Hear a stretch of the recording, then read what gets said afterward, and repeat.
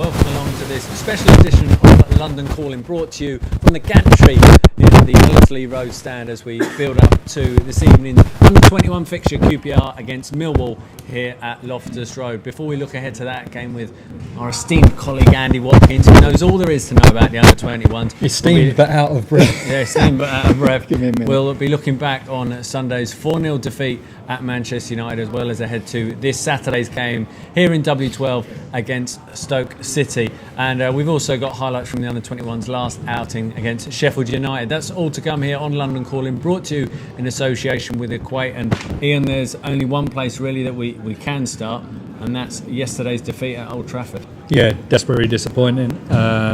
Again, that's 2 home games in a row now where we've taken a bit of a beating, 4-0 twice now. Not the start to the season away from home. I think the 2 home games have been very encouraging, and on another day we might be sitting here with 6 points from 12 instead of 3 points from 12. But yeah, yesterday was very, very disappointing. It's interestingly, the first 20 minutes were okay in terms of the chances that Man United had, but you always felt if and when they did score, it was going to be very difficult for QPR to get back into the game, and that's what it proved after Di Maria didn't score until the 24th minute. But as soon as he did, I'm quite an optimist, but you look and think it's going to be really difficult now because you've got all the new players who are very relaxed. The atmosphere was almost carnival-like at Old Trafford, really, and it was going to be almost mission impossible. I think you always expect to go to Old Trafford and not have much possession, especially in the opening 10 to 15 minutes. But the positive in that period was that whilst they did have a lot of possession, they were restricted to very few, if any, clear-cut chances. But then, we give away a needless free kick in a dangerous area, and when you've got, Di Maria, who, for the life of me, I still don't know why Real Madrid let him go after he was man of the match in the Champions League final. And you talk to a lot of, you hear from the likes of Ronaldo and Co saying what a player he is, and he proved it yesterday. I thought he wasn't the difference between the two sides. It was more than that, but he was a catalyst for a very good Manchester United performance. Yeah, it's only 4 games in. 5th game in the league is this Saturday against Stoke City. And while let's not get carried away, it certainly isn't a must-win game. That's ludicrous. But you do feel there's almost a little bit of added pressure now on the home game against Stoke. Obviously, it's a big game, but Mark Hughes returning and that side of it. But having lost and the manner of the defeat, like you say, you don't expect to go to Manchester United and win. It wasn't the defeat, it was the manner of it. There's almost an added bit of pressure on Saturday. Yeah, I don't think the crowd will need any more incentive to raise their game, as it were, with Mark Hughes coming back. But I think it has taken on a little bit more impetus now with that result. But I'm still confident that we'll get a result Saturday, and confident that we'll stay in this league, because I've seen enough in the first 2 league games at home to suggest that I think we will be all right. I'd like to see Harry maybe go with 2 up top. I'd like to see Vargas, who, as we'll go through the team here in a minute with Andy, Vargas, who starts here tonight for the 21s, I'd like to see him given an opportunity, because I thought for 25-30 minutes yesterday he certainly showed what he can do, albeit briefly. But yeah, it's a big game, but they all are in the Premier League, and they're all difficult, we know that. And it'll be interesting again what Harry Redknapp does with the formation, because for the last 2 games, you can tweak it slightly, but pretty much has been 4-4-1-1 with Leroy Fer playing just off Charlie Austin. It was very effective and worked here against Sunderland. It didn't work at Manchester United. Will he stick with that formation, or, like you've just alluded to, will he tweak it again to get Vargas in the starting lineup alongside Charlie Austin? I think we were with Harry after the game, and one of the positives he did take from yesterday's game was the performance of Vargas when he came on. I think he was also quietly impressed with Armand Traore after his introduction at half time. And I thought Sandro, maybe the first 20 minutes or so, showed what he can bring to the QPR side. So I expect him to go 4-4-2. I think Barton and Much are potentially going to be available this weekend as well. So he's got some decisions to make. But I'd be very surprised if we switched back to 3 at the back. I don't see that. So yeah, 4-4-2 for me at the weekend. Okay, it'd be interesting to get your views. Were you at the game? Did you watch the game on television? What did you make of it? You can tweet us using hashtag LCI, and also the topic of debate for this mini London call-in shows we build up to kick off here for the Under-21s QPR against Millwall. Topic of debate is Will we stay up this season and why? If you think we will, tell us why. If you think we won't, we want to know your thoughts behind that as well. So will we stay up and why? Tweet us using hashtag LCI. Just going back to that, the United game, and a lot of people have been tweeting us and saying various bits and bobs, but I thought it was a little bit disrespectful to QPR, some of the coverage in the build-up to the game. Everyone's on a level, well, you could argue we're not on a level playing field in the Premier League with a vast amount of money that's being spent currently at the top end of the table, but I thought 72 seconds of pre-match coverage for QPR in a 30-minute build-up show, I think that didn't quite sit that well with me. And I know us guys discussed it, didn't we? And I felt we deserved a little bit more credit. You could argue that we didn't warrant it after the game with the way that we played, but I thought that was a little bit disrespectful. But I guess that's one of it's almost the nature of the Premier League beast, isn't it? That when you are playing such giants as Manchester United, you are always going to play second fiddle. Yeah, and the danger, not danger, it became apparent. It was almost the Man United show because of the Falcao angle and all the players who were making almost an their debuts. afterthought, weren't we? United hadn't won. There was a 2-week break. It was all building up to this game back at Old Trafford against a newly promoted side. It was almost like the script had been written before the play began, and sadly, it did turn out that way. And one thing that everyone was saying, is it a good time to go there?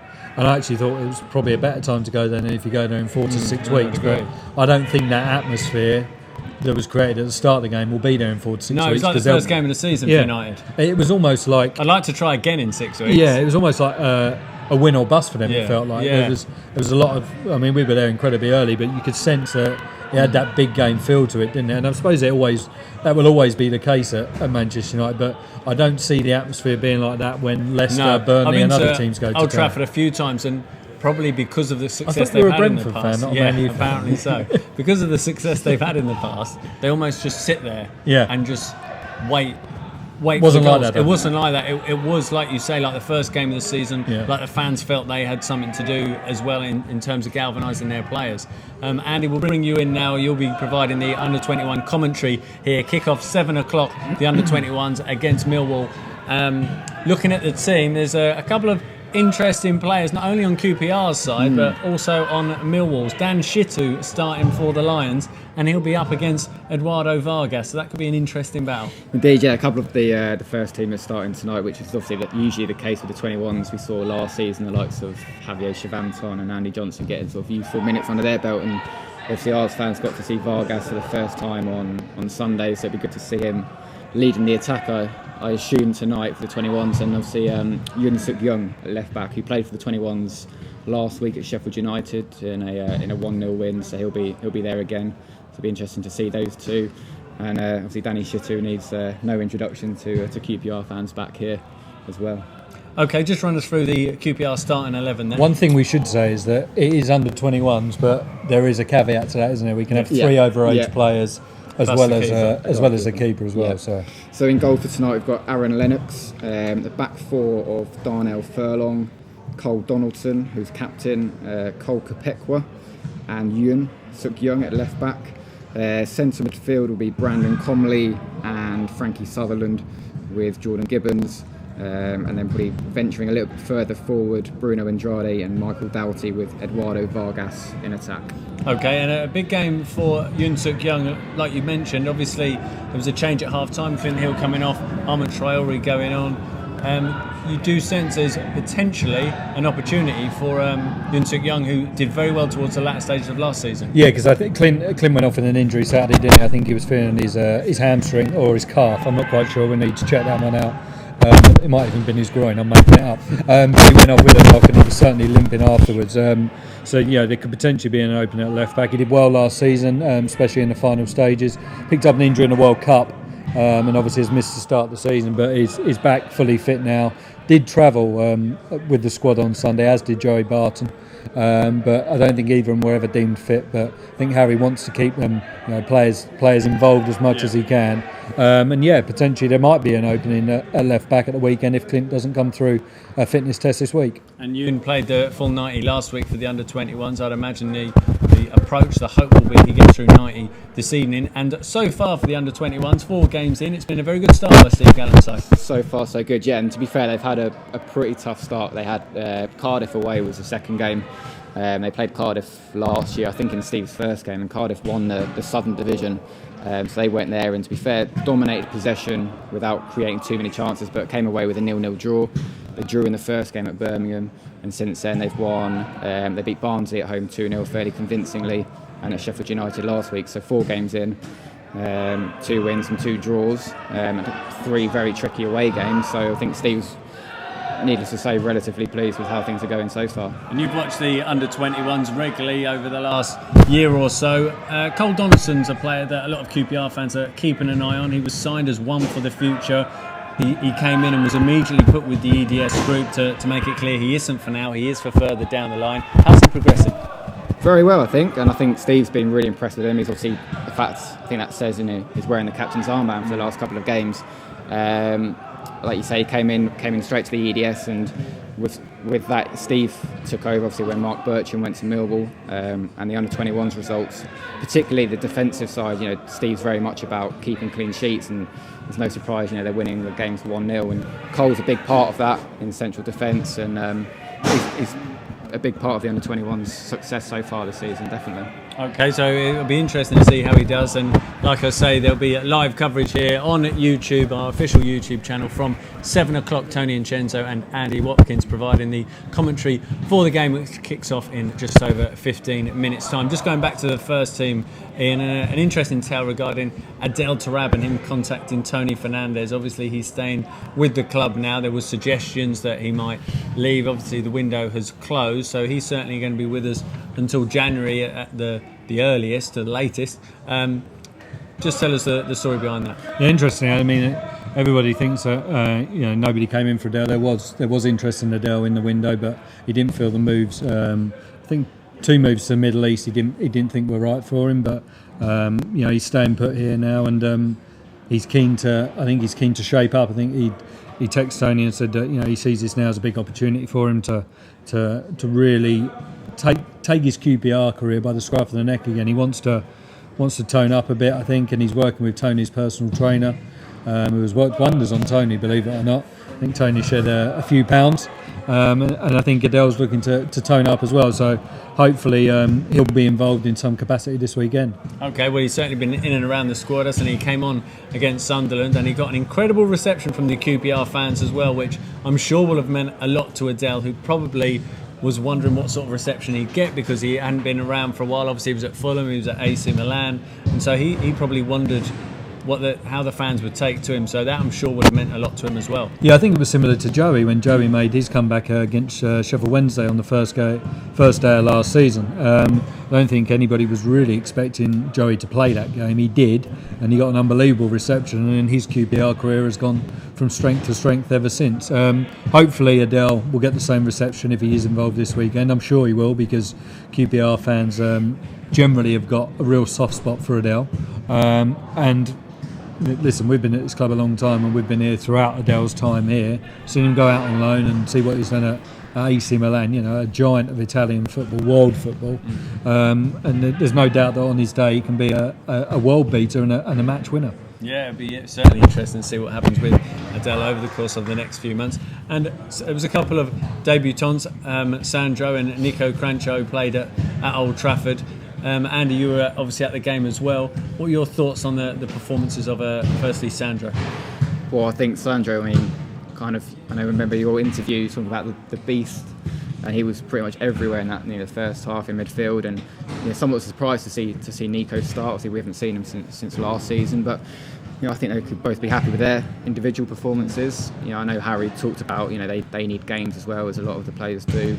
Some of them haven't had as much pre-season as they would have liked, so hopefully they're only going to improve with more game time, which we'll hopefully see in the coming weeks. But obviously Crancher perhaps didn't get as much time in the first half as he's used to or would like, but again we saw sort of pockets in the second half with his step overs and a couple of shots, and I think he probably had our best chance as well early in the second half. I think it was after Traore's run down the left, which I don't know whether it would have changed anything, but it was good to see him getting in those sort of positions. So I guess there's lots to look forward to obviously not our day on Sunday, but I'm sure they'll have a bigger influence in other games to come. I certainly think Sandro, I mean, it wasn't a debut he would have wanted. Nobody likes to be on the back of a 4-0 reversal, and then obviously he picked up a knock, which is just a knock, and I think he will be okay. But I thought in the first 20 minutes, I thought he was very good, broke up play well. Distribution-wise, probably could improve, and I'm sure he'd admit that. But that will come with game time, like you say. He needs that game time. I think Leroy Fair needs game time as well. But like I said, I mean, it is the topic of debate. Will we start the season? I generally think we will still, but it would be nice to get that win on the board against Stoke this weekend. Okay, we'll be turning our attentions to the under-21s who are here in action, live coverage, commentary and stream here on our official YouTube channel. Kickoff is 7 o'clock, so a little over 10 minutes away now. Let's just remind ourselves of what happened the last time the under-21s were in action, which was against Sheffield United. Steve Garron took QPR's under-21s to Sheffield United on Monday, aiming to continue their unbeaten start to the season. Rangers had taken 6 minutes to open the scoring in their last outing against Barnsley, and Cole Kopekwa's header almost handed the R's a similar fast start. At the other end, Aaron Lennox was back in goal for Rangers, and he had to be alert to keep out this early diving header. A well-worked free kick saw Michael Doughty try his luck from distance, but his free kick deflected wide, before the midfielder volleyed over shortly after. Doughty would have a hand in the R's opening goal though, as his pass released Michael Petrasso down the R's left. The winger beat his man before putting the ball back for trialist Junior Murray to tuck the ball home from close range.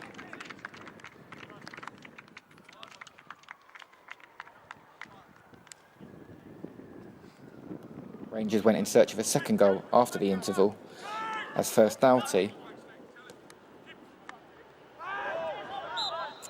and then Cole Donaldson came close to doubling the R's lead. Petrasso was next to go close, cutting in from the left before flashing his effort just over the crossbar. Clear-cut chances were few and far between at the other end, though Lennox had to be alive to deny United after a slip by Cole Kopekwa. Blade striker Chris Porter wasted the host's best chance, firing wide after finding space inside the box. Rangers continued to pose a threat on the counter-attack, and after good work by Sean Wright-Phillips, Doughty and Murray were both denied as United threw bodies in the way. Wright-Phillips tried his luck moments later but dragged wide, while substitute Bruno Andrade could only fire straight at Blade's goalkeeper George Willis. Doughty almost caught Willis off his line but just failed from long range, while Andrade was denied late on again. Rangers had done enough though, as Gallon's side travelled back to W12 with another 3 points safely in the bag. Highlights there from the last under-21 fixture ahead of tonight's under-21 fixture against Millwall at Loftus Road. Tony Incenzo has joined us now. Tony, welcome along. Yeah, just looking forward to this tonight, looking at the team sheet, and particularly looking forward to seeing Eduardo Vargas playing his first full game for us. Danny Shittu in their lineup as well, a QPR legend, so really looking forward to this. And Mark Bircham is here as well, as you'd expect him to be on a night like tonight. He doesn't need an excuse to come back to Loftus Road, does he? No, and I'm sure he'll have a word with Steve comparing their managerial tactics before kick-off, but so he'll be pleased to see him as well. Yeah, Mark Bircham sitting on in the home dugout at the minute with Joe Jordan, who's here tonight. Harry Redknapp is also due to be in attendance, obviously keeping one eye on Eduardo Vargas and Yoon Suk Yoon, but also taking the opportunity to have a look at some of the stars of the future. Yeah, and obviously he got a sight of them at the end of last season. We saw Petrasso and Cole Donaldson, I remember, at Barnsley, and a lot of the younger boys have been involved with the pre-season, the likes of Frankie Sutherland, Michael Doughty, and that lot. So another chance to see them at Loftus Road as well. So I'm sure he'll be keeping an eye on those as well, seeing how they impress on this stage as well.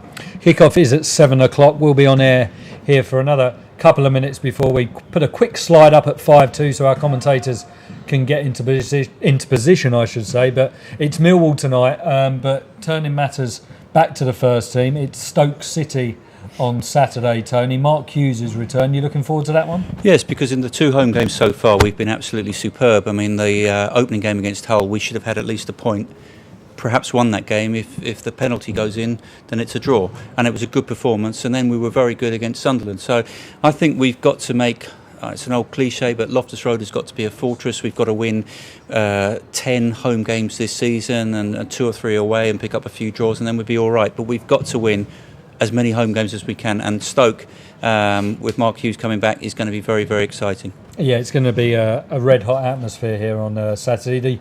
The 12:45 kickoff, which, as supporters know, is sometimes a bit of a damp squib because it's so early on in the day. But atmosphere-wise, I don't think we'll have any problems this weekend. No, and I think that's why these TV companies, they don't miss the trick, do they? They picked out that as a potential firecracker of a fixture. Every Rangers fan is going to be up for it, and I'm sure Mark Hughes will get a very loud reception, let's say. Loud, that's one way to put it. No, it should be interesting. And Rangers need, Tony, obviously in the wake of yesterday's disappointing result, we need to bounce back, not only with a positive performance, but more importantly, all 3 points. Yeah, I think we might play a different shape at home, might play with 2 strikers. A lot depends on Vargas getting fit and getting fully match fit. That's why tonight is so interesting to see him play his first 90 minutes for us. And if he's up front alongside Charlie Austin, I think we'll have more of an attacking threat against Stoke. Mark Hughes is returning, but not only that, Peter Crouch is probably set to return as well, and he'll get a great ovation from the Isles faithful. Yeah, because when we went into administration and we nearly went bust, Peter Crouch was one of the few ex-QPR footballers who actually made a donation, and I think it was he didn't want to mention exactly how much it was, but I think it was well into 5 figures. And that was a lovely gesture from him. He started off as a youth team player, he left to go to Spurs, he came back, made his Football League debut as a QPR player, and he did well. And then when we sold him for £1 million after the end of that first year, that £1 million kept QPR going for another year. So Peter Crouch has a big part in the history here, and grew up locally, of course, and one day I'm sure he'll be back at the club in some capacity. Yeah, I think Rangers fans would love to see him back, and with Harry Redknapp at the helm, you just never know that with Crouchy and Harry's relationship, you never know that one day he could be back playing here, although he is, as we say, edging towards the end of his career now. Just looking at the Premier League in general this weekend, Andy, not too many surprises this weekend. I guess Villa winning at Liverpool was probably the standout result. But it's shaping up as you'd expect it, really, with, unfortunately for us, Chelsea running right at the top of the table. You can't help but be impressed by them, and Man City as well, there or thereabouts, as you'd expect. Yeah, I think in terms of surprises, I guess Leicester.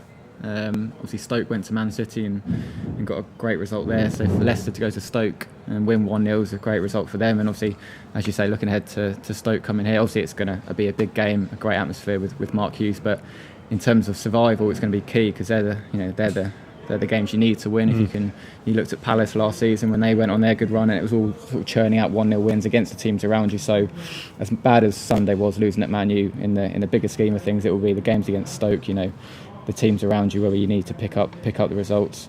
In terms of the other game, Burnley and Palace, I guess, was perhaps a good result as far as we're concerned. But in terms of, I guess, it's the teams that you'd expect to be around there thus far. Your likes of West Brom, Newcastle struggling, whether they'll pick up remains to be seen. But nothing too out of the ordinary so far.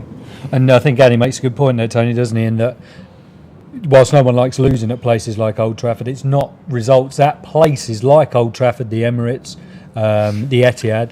They're not the games that are going to govern where we finish this season. Well, it's almost like the top 4, 5, 6 clubs are in a mini league of their own, and then there's sort of 12 clubs after that who are going to be battling away, and you've got to win. As I was saying earlier, we've got to make this a place where people hate coming, and make it a place where we win at home more often than not. And you pick up 10 wins at home, which is possible. We've got 19 home games, haven't we? So if we win 10 of them, that's 30 points. You need 38, 39 points to stay up, so you get a couple of more draws, you win the odd away game, and we'll be okay. It's not beyond the realms of possibility. But I have to say, it's been Jekyll and Hyde so far. The 2 home games, I think the performances have been really good. The 2 away games, you can't paper over the cracks and say anything else, but they were just very, very disappointing. Our topic of debate tonight is will we stay up this season, and why? Just your thoughts on that after 4 games into the 2014-15 season? Yes, we will, because the whole ethos and future of the club depends on us staying up. Last time we came up, we only lasted a couple of years. It wasn't really a success. This time around, there's a different ethic at the club, different type of signing. You've got a better manager in place than when we we're in our last season in the Premier League to begin with, and then Harry obviously took over midway through that season, but Harry's a better manager than Mark Hughes. So with the fans desperate for success here, what we need is to be in this Premier League 5, 6, 7 years, and then we can start making big money signings and competing. When you've had that influx of money for a sustained period, teams like Stoke are able to go out and sign players for £12 million, and it's because they've been in the Premier League for a sustained spell, and we've got to do that. We can't be going up and down like a yo-yo. We've got to stay up this year and win the home games, and we'll be okay. Yeah, I think Tony Fernandez has said the one thing he wants to see is, like he's seen at Goodison Park, it's the 20 years in the Premier League poster that he famously talks about. We're going to love you and leave you for a couple of minutes. Live action on our stream coming up at 7 p.m. as QPR Under-21s take on Millwall at Loftus Road.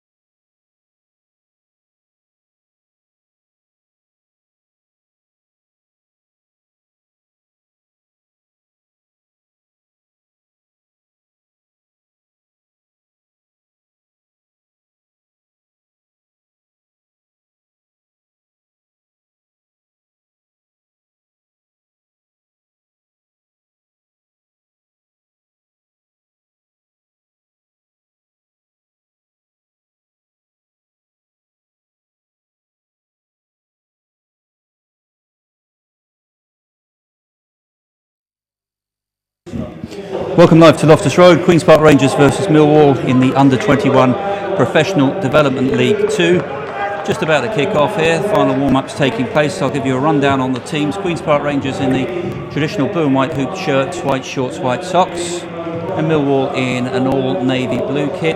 Rangers line up with Aaron Lennox in goal, number 2 Darnell Furlong, number 3 Yuk Sung Young, number 4 it's Brandon Comley, number 5 Cole Donaldson, number 6 Cole Pakawa, number 7 Jordan Gibbons, number 8 Frankie Sutherland, number 9 Bruno Andrade, number 10 Michael Doughty, and number 11 the Chilean international making his first full start in a hoop shirt, Eduardo Vargas. On the bench for Rangers, Jamie Sindles-White, Harley Wise, Aaron Mitchell, Josh Loren and Aris Grego Cox. For Millwall, coached by Neil Harris, they've got Denzel Gerard in goal, it's Justin Hoyt, Dylan Casey, Solplain, El Berkey, Jake Goodman, Danny Shittu, the captain, who we all know about, of course, Callum Webb, Ben Thompson, Alfie Pavey, Angel Martinez, and Aidan O'Brien. On the bench, Josh Siafa, Harry Girling, Kieran Farrell, Keaton Wood, and Jamie Philpott. The referee, Mr. Ellis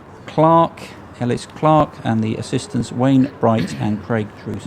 Alongside me is Andy Watkins, and Andy, you cover the under-21s a lot. They've made a good start, haven't they? Unbeaten. Yeah, as we were just saying, so far so good in terms of Steve Gallen's side this season. Obviously, they finished the season really strongly last year. Obviously, we saw them here in the playoff final as it was last season. They just lost out that time to Crewe Alexandra, losing 1-0, but they finished the season really well, and they've taken that into the new campaign. 4 games so far, unbeaten, 2 draws and 2 wins, and they'll be looking to continue that tonight. But I know, speaking to Steve, he's expecting a really tough test tonight.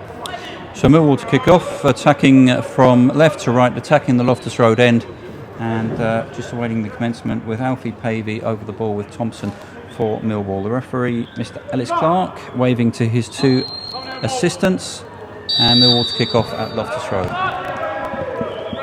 The back heel there by Martinez, sprayed out to the right hand side by Thompson.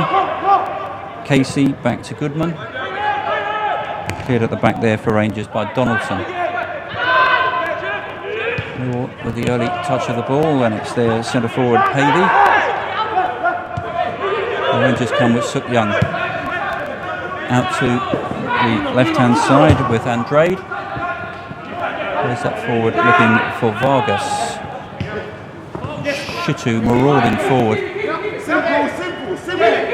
Simple is the cry from Danny Shittu, the Millwall captain. Martinez. Webb for Millwall. Danny Shittu, and he seems to be playing in midfield tonight. Yeah, I mean, obviously, don't need me to point out probably the most experienced player on the pitch, so he's obviously leading by example and trying to impose his authority early on. I've never seen Danny Shittu play in any other position except centre half, so this is very interesting. Here's a chance for Vargas in the box. Can he score? And he's done it, and Rangers are ahead after 1 minute and 9 seconds. And Vargas gets his first goal in a hoop shirt, and that was a great strike, wasn't it, Andy? I mean, a perfect start, really. Obviously, perhaps a little bit sloppy from Millwall at the back there. Michael Doughty pinching their pocket at the in left back, and a cool finish from Vargas. And, could have made a better start. So Rangers ahead, and we need to see a lot more of Vargas scoring goals like that. A lot expected of him, and Rangers have struggled for goals in the first team this season. So let's hope that that's the first of many from Eduardo Vargas, the Chilean international. So it was a strange goal as well, because Liverpool had the ball all the time, didn't they? And well, it's funny, just just as you were talking about Shittu being in midfield, and they were caught out at the back with a pass across their own area, and not the start they would have wanted. A soft goal for Millwall to concede on their part. And funnily enough, Shittu's gone back to centre half now, and there's a foul there on the number 11 O'Brien.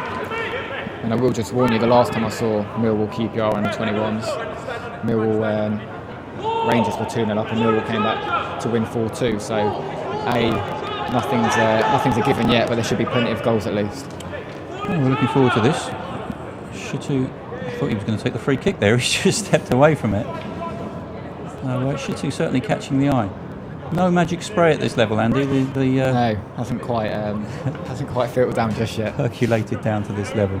So the referee has to wave them back, and it looks like Angel Martinez will take this, the number 10. It's taken there by Thompson, and it's charged down. Millwall come again with Hoyt, crosses that into the middle. And I think Andy Hoyt is they've got 2 or 3 experienced players in the Millwall lineup. Hoyt's one of them, isn't he? Shittu's also well known. Yeah, as we say, at under-21s, a lot of people, when they see these, the senior pros play, and they wonder how they can be involved. But as per the rules, you are permitted 3 overage players and your goalkeeper as well. So no surprise to see both sides utilising that this evening. Here come Rangers with Comley and Suk Young. Another player we're looking forward to seeing a lot more of in the first team, I think. Ball played inside there, Sutherland slid in. And they will play it back with Goodman back to goalkeeper Gerard. Clears up towards halfway. Knocked back there by Comley. Good work there by Doughty, who's got a new beard there, Andy. Seems to be all the rage these days, and like Charlie Austin as well, and Doughty's caught onto it as well, by the looks of things. He seems to have grown in stature as well. He looks a lot more muscular than I remember him. He had a year away at Stevenage, of course. And this is Doughty on the ball now. A couple of double shuffles. Good shot in. It's cleared away there by Hoyt. And Millwall come away with Webb. Good sliding challenge coming there from Comley. Comley will have a left-footed shot charged down by Shitu and cleared by Goodman. Really strong start by Rangers there. It's a good game so far, isn't it? Yeah, Michael Doughty's played, obviously, as you say, he's been out on loan the last couple of years, got some good Football League experience, and he's sort of risen in stature as well for the 21s, and he's been key in the first few games of the season and having a big role to play already. Sit down on the left-hand side. Comley. Played forward there by Cower. Now Doughty's cross. Here's Vargas again on the volley, and he's just wide there. Lovely movement off the ball there by Vargas, and he's getting behind. Great ball again by Doughty there, and Vargas quite just a little bit of a tight angle to steer his effort on target. But again, another great move by Rangers. Looking over at the far side, a crowd of around about a couple of hundred on the far side, just the one stand open.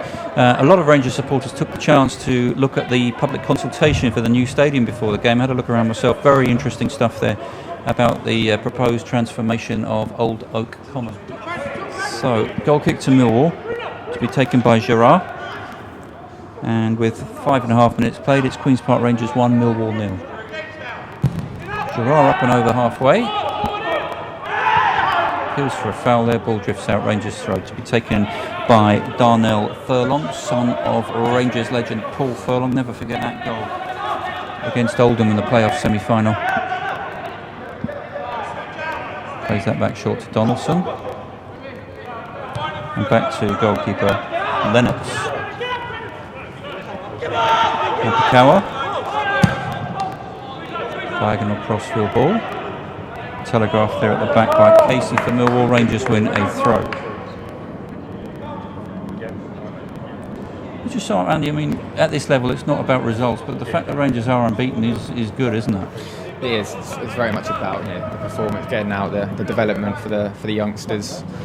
We've seen, last season, for instance, a lot of the under-21s getting out on loan in League One and League Two and impressing, and that's obviously the main thing at the end of the day. But as things stand, Steve's got a fairly settled, very strong squad.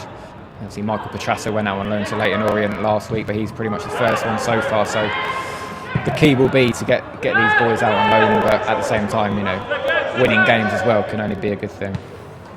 So a little bit of head tennis in the middle of the park. The Rangers pick it up on the left-hand side with Andrade. Andrade finds Suk Young on the overlap. Great overlapping and a nice cross in. Far post there. Lovely move at the far post there. The shot came in from Gibbons and kicked away by the Millwall keeper, Gerard. Lovely football there, Andy. Another brilliant move from Rangers there, using the flanks and Ewan overlapping from Bruno and Chard's run, and Jordan Gibbons there bursting in at the back. And good save in the end from the Millwall goalkeeper. So, corner kick for Rangers, their first of the game. Frankie Sutherland to take it. I'll ask you about him in a minute, Andy, because he's come back from a cruciate ligament and he's had quite a good pre-season, I think. Takes the corner kick. Shitu knocks that away. Andrade to Sutherland, tight to the touchline on that far side. Cross in, hanging in the air there was the centre-half Cower for Rangers. Couldn't quite get a firm connection on that. And Rangers come again, keeping the pressure on. But Millwall break away now with Pavey. There's a foul there by Sutherland. A little nibble at the ankles of O'Brien. Tell us a bit more about Sutherland, because he's come back from that cruciate ligament, hasn't he? Yeah, and if I remember rightly, it was talking of players going out on loan, he'd just gone on loan himself to Leyton Orient, and I think it was on his debut, in fact, injuring his ligaments, which was bitterly disappointing for him. But like we've seen Ali fall in, he came back, and he's done really well since he's returned for the under-21 so far this season. I think he's pretty much played every game in centre midfield, and hopefully he can stay injury free as well. Yeah, that's a long one up into Rangers territory, cleared there by Comley, and a foul And a free kick. And what about Suk Young? He hasn't featured in the first team yet this season. Has he been coming back from a knock, or what's his situation, Andy? Well, obviously he was at the World Cup in the summer, so I think a lot of the others where we came back a little bit later, deservedly so after putting a shift in there. Yet to feature for the first team in the Premier League, but played 90 minutes for the under-21s at Sheffield United last week, so I guess just getting back the match fitness, and hopefully we'll see him back in the first team soon. Yeah, that was the last result for the under-21s. Was that played at Chesterfield? No, it was. That was at Sheffield United's training ground. Yeah.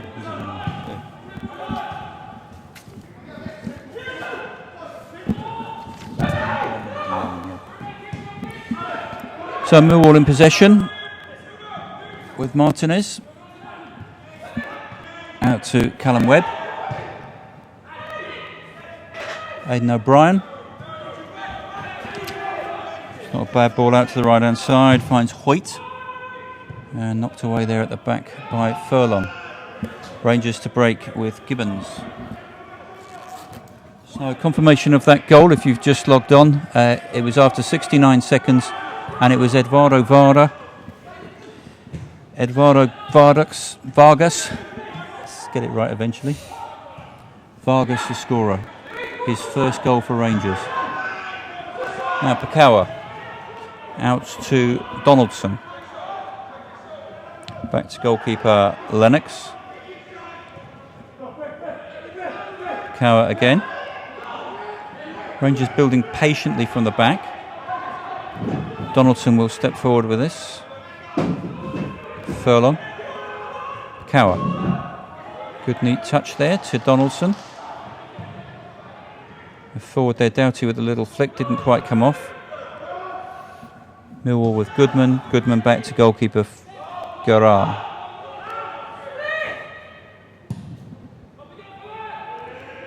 Donaldson comes tanking in. Sutherland forward. Goodman again for Millwall, back to the keeper, Gerard. And tell us a bit about Donaldson, because he's actually played a lot of first-team football up in Scotland, hasn't he, before he came to QPR? Yeah, he did, and he obviously got a first taste of first-team action at Barnsley on the last day in the Championship last season. And as we were saying in the build-up, he's been given the captain's armband by Steve Gallen this season.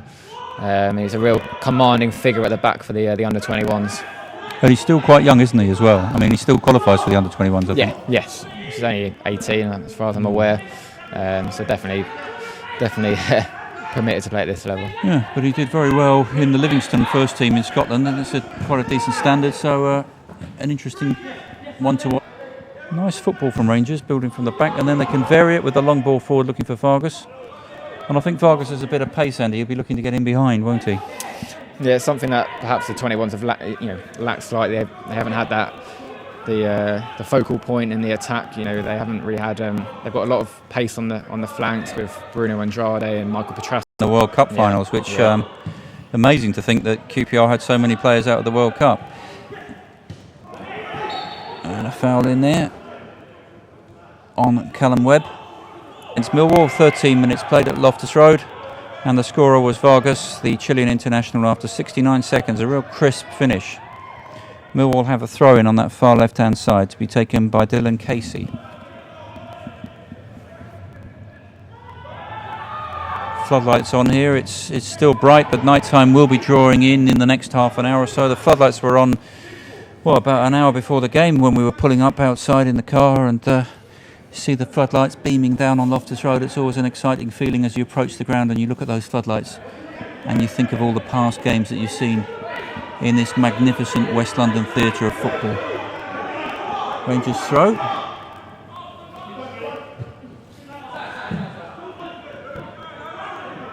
All the way down, out of play, Millwall throw.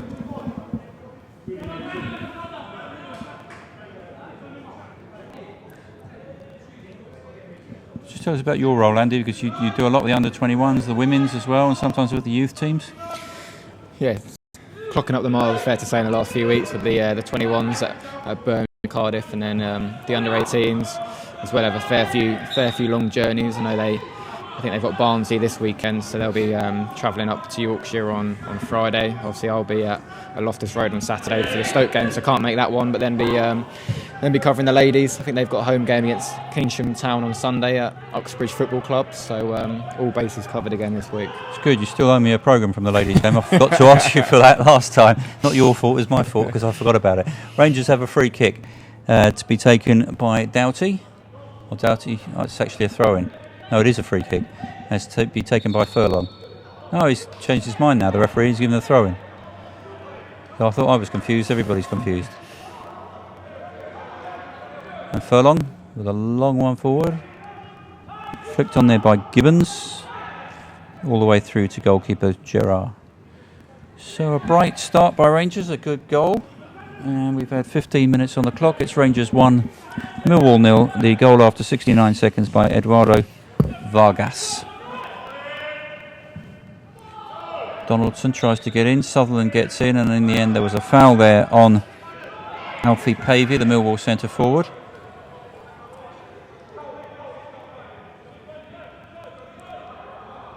And a free kick to the Lions. To be taken by Aidan O'Brien.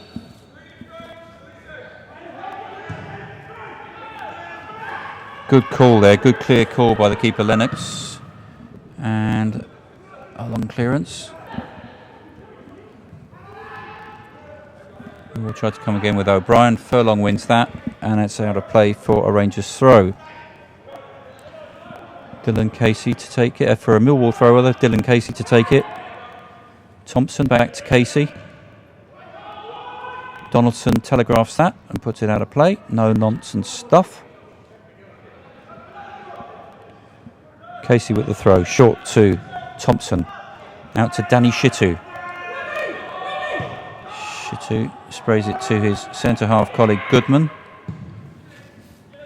Goodman looking for Hoyt on the right-hand side. Apologies for any bad language you can hear from Danny Shitu's mouth. I don't think it's been here, and it's a lovely view, but you just can't see this near touchline. I think Danny Shitu, they're just telling his teammates just to calm down. I think obviously going a goal down, they're quick to get the ball forward. Perhaps they're just need to get on the ball a little bit more. But Rangers on top so far anyway. But Millwall still very much in contention. And Stephen Gallen said before the game it was going to be a very hard fixture, didn't he? He did, yeah. And I think Millwall have had a fairly good start of themselves. And as I say, I remember going to Millwall's training ground last season, and they came away winning that one 4-2 after being 2-0 down. A really strong physical side. And they've got Millwall tonight and Nottingham Forest at Harlington next week, and Steve expects those two to be two of the toughest games they'll face this term. Sook Young for Rangers to Pakawa. First time clearance up towards Andrade. Shitu roars as he heads that away. Almost like a tennis player roaring when he's taking a serve. Shitu's roar there was made this gantry shake, Andy. Certainly vocal out there. Cower, the ball's going to come up here. Could have lent out there and headed that back into play. But, I would have been hanging off the gantry with one hand to do it. And another throw in.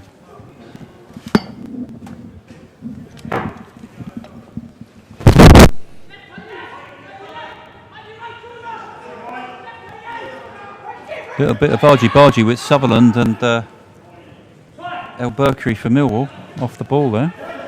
Sutherland was getting nudged. And this is Frankie Sutherland. That's a great ball to Furlong on the right hand side. Good chest trap back to Donaldson. And Furlong again. Sutherland. Furlong. Sutherland. Up towards Doughty. Sutherland hoists that forward to Doughty. There was a foul there by Doughty. Doughty's position tonight, Andy, he normally plays sort of central midfield, but he's more of an advanced role, isn't he, at the moment? Yeah, he's done that a lot again so far this season, kind of playing, well, I was going to say the number 10 role, was no surprise he's actually wearing the number 10. Sort of just in behind the striker, he did that. I remember watching them against Barnsley at home, which they won 2-0. Reece Gregor-Cox, who's on the bench tonight, scored both goals for the R's, and Doughty was very much key there, just playing in behind and just providing that link between midfield and attack. It's a real modern role, the number 10 role, and when it works it can be really, really exciting.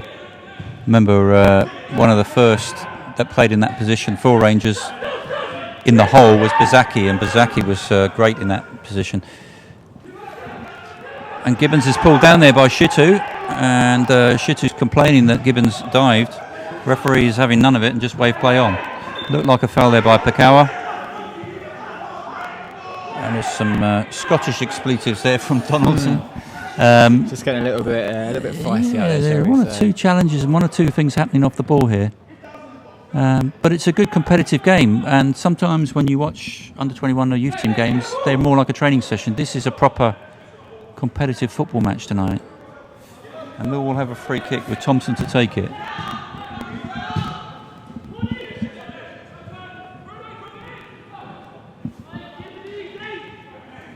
Throw into Rangers. Lovely scarlet sunset over West London behind the South Africa Road stand. Red sky at night, the Shepherd's Delight. Shepherd's Bush Delight. Real tenuous link in the commentary there. 21 on the clock, QPR 1, Millwall 0.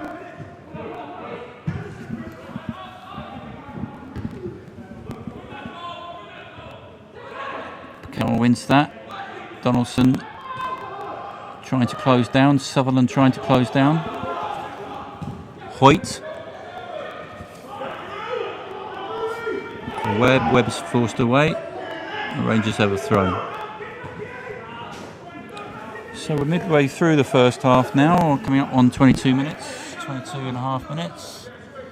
And Andy, so far, very interesting contest. Yeah, obviously Rangers really quick out the blocks of the goal within the first couple of minutes, and certainly on top of the first 10-15 minutes. Millwall have obviously fought their way back into it and just sort of roughing a few feathers perhaps at in the R's defence and forcing their way back into it. Foul there by Sutherland on Thompson gives Millwall a free kick to be taken by El Bekri. It's an indirect free kick by the looks of it. The referee's held an arm aloft. He's taken his arm down now, so it is a direct free kick.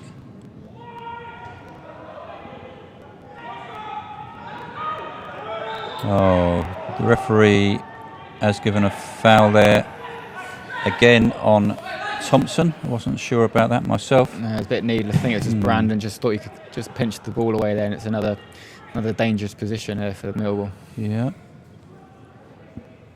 The first one they had in this kind of dangerous area, they shot straight into the wall. They've got Shitu up at the far post, totally unmarked at the moment as well. And he's got his arm up, but I think they'll fancy a shot from this angle. Suk Young is now marshalling Shitu. Shitu's wandering across the box. He's just a spare man in the penalty area. It's free kick straight into the wall. And Rangers will clear their lines with Comley. Shitu in no hurry to get back to play at centre half. He's at centre forward at the moment. Finally coming back.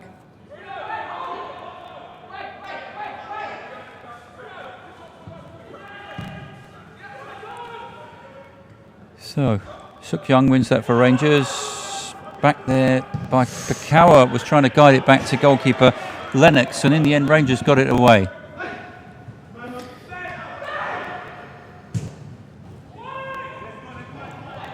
Hoyt's inside. There seemed to be a handball there by Pavey. Referee waves play on, and Rangers clear their lines. Yeah, I think they just had Aaron Lennox to thank there. Cole Kopecka wasn't quite sure whether he was coming or going, but Lennox took the ball and then he made a good block there, I think, by the byline. And Rangers just forced into a bit of last-ditch defending the last couple of minutes. Just an update on the league table, because Andy has provided me with some excellent stats as always. And Rangers top of the Under-21 Professional Development League 2 8 points from 4 games. Ipswich second, 7 points from 3, and Millwall, tonight's opponents, are third, one of a number of clubs on 6 points. So that's why it's such an interesting contest tonight. These sides are quite evenly matched, but great to see Rangers top of the league. And more stats from Andy here. It's excellent stuff. We'll run down the results of the Rangers under-21 side in a minute, but we're building with Furlong to Doughty, back to Furlong, now Donaldson and Pakawa to Suk-young.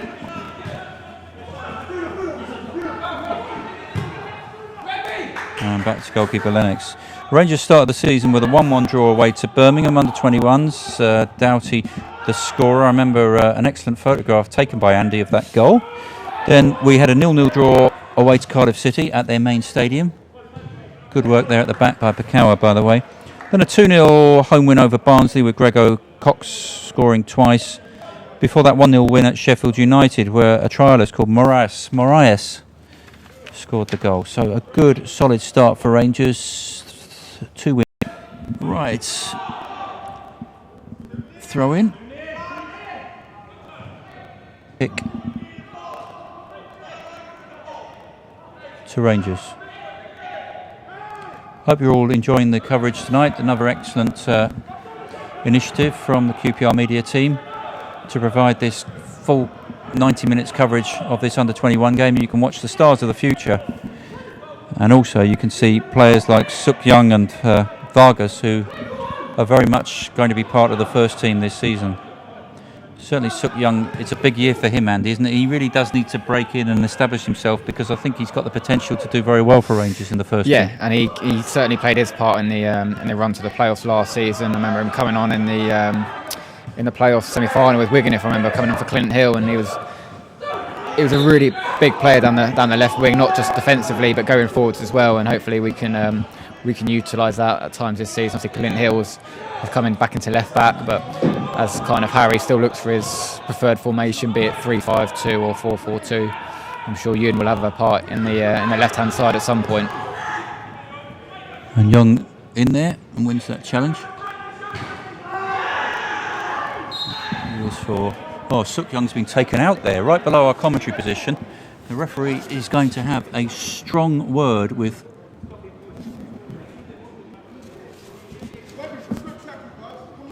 Callum Webb. Suk-young's all right. I thought he was quite seriously injured to begin with, but he's okay. Doesn't need treatment, and that's good news. 27.5 minutes played at Loftus Road. Quite a lot of niggle creeping in. Players don't look happy with each other, do they, Andy? No, it does remind me of the, as I've mentioned, the last meeting, which finished 4-2. Our fans remember Peter Skapitis, who was here last season, was sent off in that game for quite an ugly incident with the Millwall centre half, and it seems just to be brewing up a little bit here again.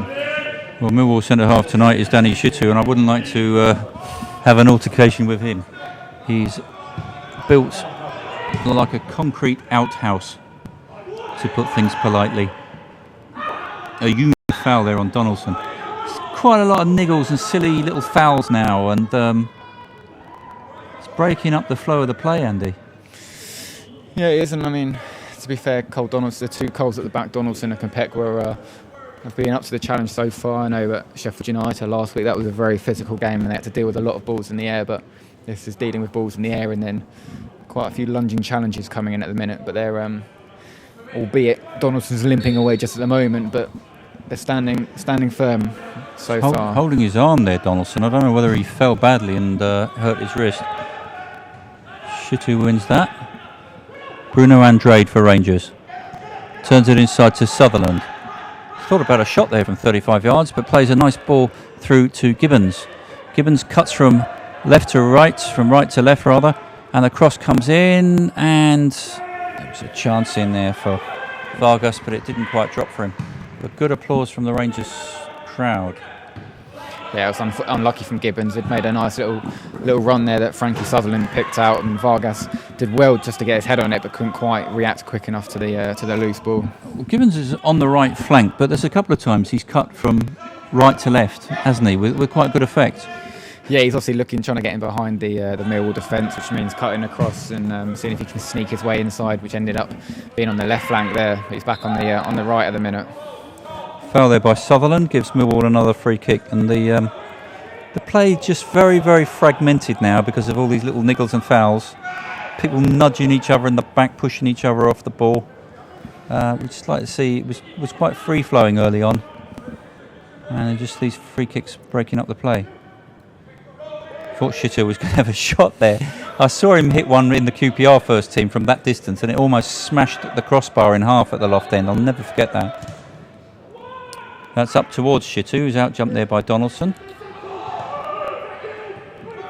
Good work there by Rangers. Comley out to Gibbons on the right hand side. Rangers peeling forward. This is Vargas and on to Doughty. Lovely sweeping counter attack. Doughty needs to pull it back. Header by Vargas. Oh, good save.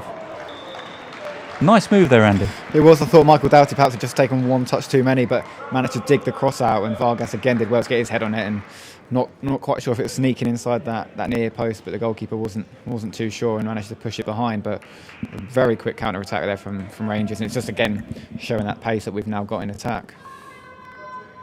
Cry of "Come on, Millwall" from the main stand, a high-pitched voice. Here comes Frankie Sutherland with the second Rangers corner on that right-hand side. Places it carefully in the quadrant with his left arm aloft to signal to his teammates. Donaldson couldn't quite reach that. Long clearance forward. That's easy for Furlong, who'd stayed back. Furlong back to goalkeeper Lennox.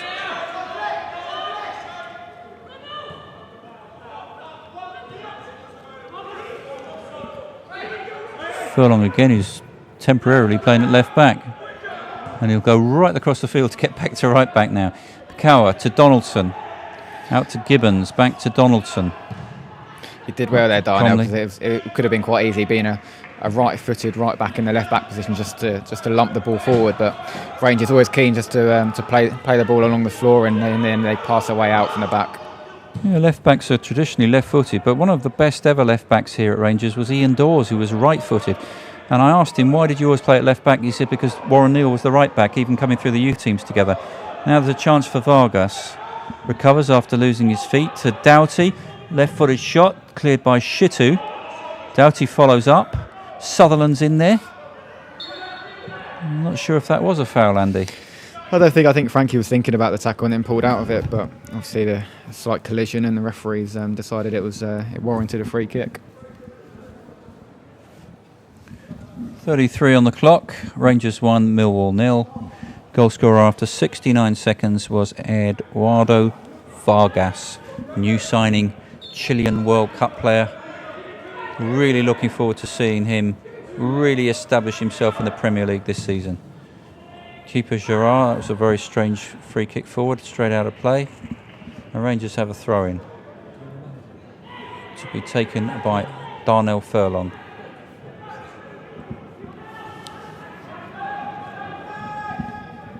Furlong forward to Doughty, little flick on towards Vargas. Vargas nudged away there by Shitu. Sutherland. Casey for Millwall. Now Rangers win it with Comley, who's fouled.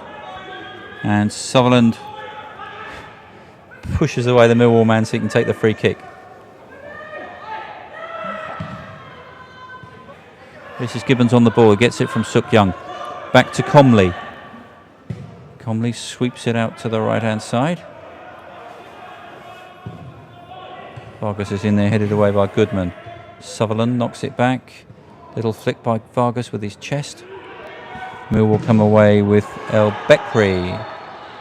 And a goal kick, but the Rangers fans liked that challenge there by Frankie Sutherland. He got a good round of applause, didn't he, Andy? Yeah, it's a nice little battle, shall we say, going on between Frankie and the Millwall's number 4 there. Just might be worth just keeping an eye on that one. Yeah. And number 4, Solfian El Bekri. So 10 minutes to half time, and it's Rangers. Pakawa.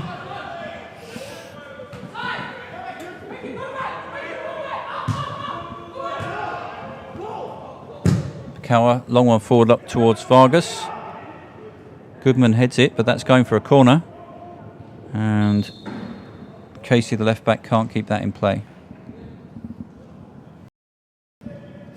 And he's doing well there with Vargas up on his own up front, and like you say, up against Danny Shitu and his fellow centre half, but he's putting himself about and forcing a corner there, which perhaps a hopeful long ball from Cole Kopekwa, and it's resulted in a corner for Rangers. Yeah, here comes the corner from Doughty. So they've changed the corner kicker on that far side. Sutherland took the first two. Now Doughty coming forward, left-footed this time. Donaldson was underneath that. I thought he got a nudge there in the back, but Hoyt will clear for Millwall up towards halfway. Big cry of Darnell. Darnell Furlong wins that challenge, finds Comley. Gibbons. It's Furlong. Donaldson.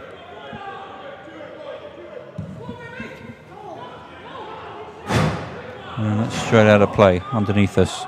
Right below our commentary position here. We're bang on halfway in the roof of the Ellerslie Road stand. Just as you were talking about Jordan Gibbons there, going from right to left, they've just interestingly switched flanks now with Bruno Andrade now taking up the position on the right wing and Jordan Gibbons down below us here on the left.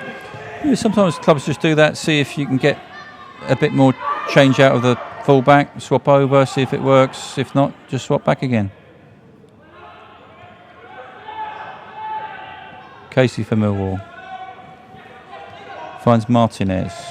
Short to O'Brien. Back to Martinez. O'Brien to Goodman. To Danny Shitu.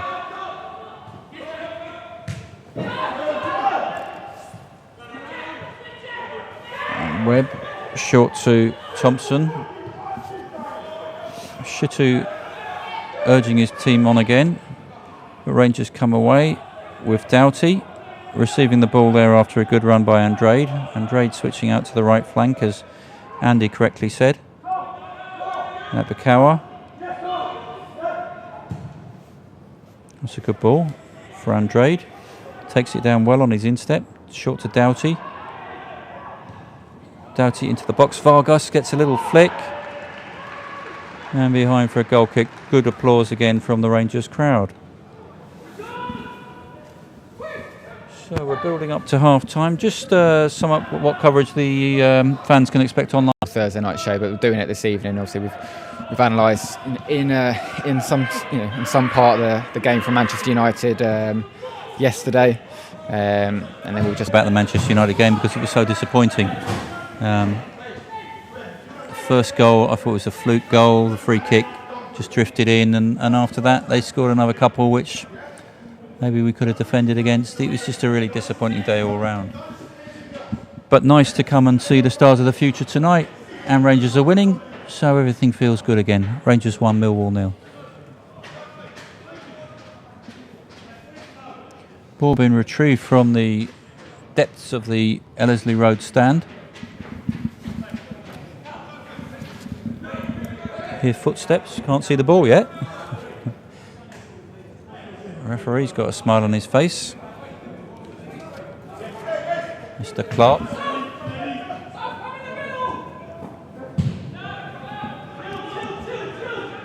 Shitu and Vargas go toe-to-toe, but the ball drifts through to goalkeeper Gerard.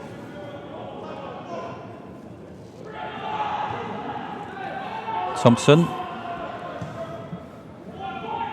Up front, good header by Pakawa for Rangers. This is Comley.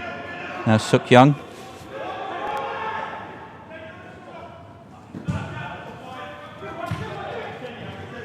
Doughty.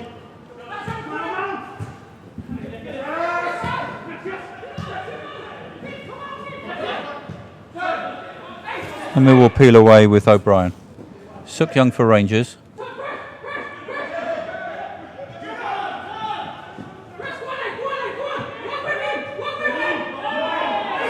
Foul there on Comley by Martinez, Angel Martinez. Shitu is now berating the referee.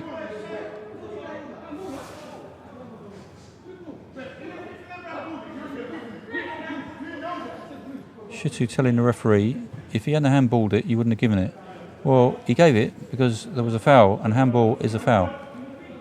It's interesting listening to Danny Shittu's comments up there, isn't it, Andy? Yeah, we've got sort of the Couldn't quite understand our third commentator on the pitch as well, doing a good job for us. Couldn't quite understand the logic of what he was saying. Views to us on the game so far. Lovely bloke, Danny Shittu, by the way. Now, Furlong to Vargas gets in there. Millwall come away with O'Brien. Had Hoyt on the overlap, didn't quite play it through. Sook Young for Rangers, clears right-footed this time. Up towards Vargas. Oh, there's a clash of heads there, and I heard that up here. Vargas and Martinez, Andy, and you're right. Vargas is he's chasing everything and putting himself around in an under-21 game. I mean, we haven't seen enough of him, but he doesn't come across as one to win. Headers in the air. He's more. You think more about his pace and getting in behind the defence. But even up against Danny Shittu, he's not frightened to put it against him. And unfortunately, it's kind of taken a knock there from a nasty-looking challenge. But hopefully, he'll be okay. Physio and a doctor, I think, coming on, and the physio and doctor, they're signalling very, very frantically to the far side for a stretcher. This doesn't look good. Our new Chilean World Cup signing, who scored tonight after 69 seconds, rolling around with a head injury. What's the situation with the two who come on now? Is one of them a doctor? That rule has changed, and everybody has to have a doctor coming on with the physio. Is that right?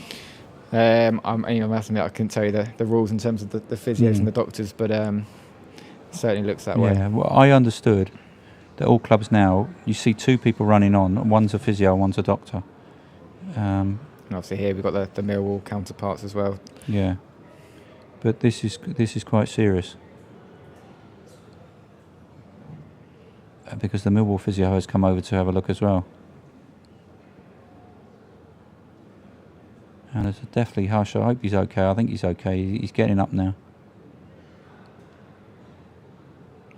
It's a shame, as we were saying, sometimes the first teamers that drop into the 21s, as you say, a lot of the 21 games are seen as training exercises, and certainly hasn't been the case tonight. Or credit to Eduardo, he's certainly not backed out of any challenges tonight, and unfortunately he looks to have paid the price. But as you say, hopefully it's not as serious as it looks at the minute. It's just an accidental clash of heads, but the Millwall player has come off okay. He's still on his feet, but Vargas, it might be best to just take him off now and see if he's okay, because we're coming up to half time. There's only a couple of minutes to half time. Just take him off, see if he's okay. If he doesn't fancy the second half, no worries. He's holding the left side of his head, but it's a good sign that he's walking. He doesn't need the stretcher, and he's getting a very good round of applause from the QPR fans. So thankfully that doesn't look too bad. No, I think it looks like blood on the back of his shirt, but hopefully it's just a cut, and at worst a few stitches, and nothing too serious. Just take him off now and keep him fresh for the Stoke game. There's no point in him carrying on. We need him for Stoke. He's had 40 odd minutes tonight. He's scored a goal. He's looking good, and I think Rangers are ready to bring a sub on, although they might just wait till half time. That's put a dampener on the proceedings. And the referee, who did well to stop the game straight away, by the way, Andy, will recommence with a drop ball. Yeah, it's a shame because, as we've been talking about, the goal, but his all-round performance, it was giving him the under-21s out, that attacking outlet, and it's disappointing for the 21s, but obviously even more so for Eduardo. He's playing really, really well, and it would have been good, I'm sure, for him to get 90 minutes or however many he was due to get here ahead of the game with Stoke. But as it stands, it looks like it will just be the 40 odd, and hopefully that injury isn't any damage that's lasting there, and he can be okay for Saturday. We'll wait and see. I think they'll wait and assess him through half time and see how he is. But I really don't see the point in him carrying on now. Let's just get him ready for Saturday. But the glimpses I saw of him tonight, I'm pretty impressed. To go up against two big centre halves and put yourself around like that was very, very good, very encouraging. What about the subs, Andy? Tell us the positions they play in. I mean, obviously, Sendles-White's the centre half. If you want to go through them. Yeah, Jamie Sendles-White and Hardy Wise, who are both defenders, and then you've got your midfielders, Aaron Mitchell and Josh Laurent. And then I'd imagine the natural replacement, if Vargas is to go off, will be Reece Grego-Cox, who, as we said, has scored a couple already this season for the 21s. He is an under-18s player, but he's stepping up well this season to the 21s, and he'd be the most likely player to replace Vargas should he not be able to continue. So Millwall building now with Goodman, the centre half. Out to the left-hand side finds Casey.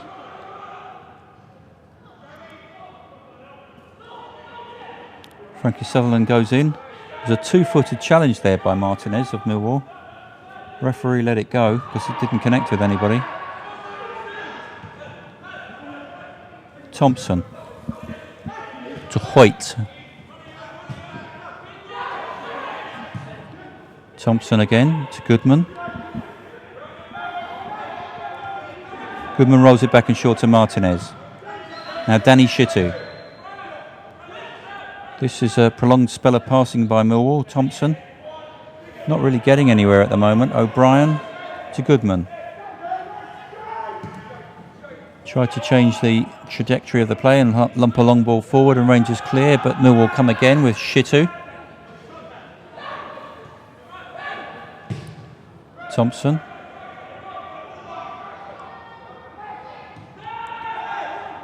Goodman for Millwall.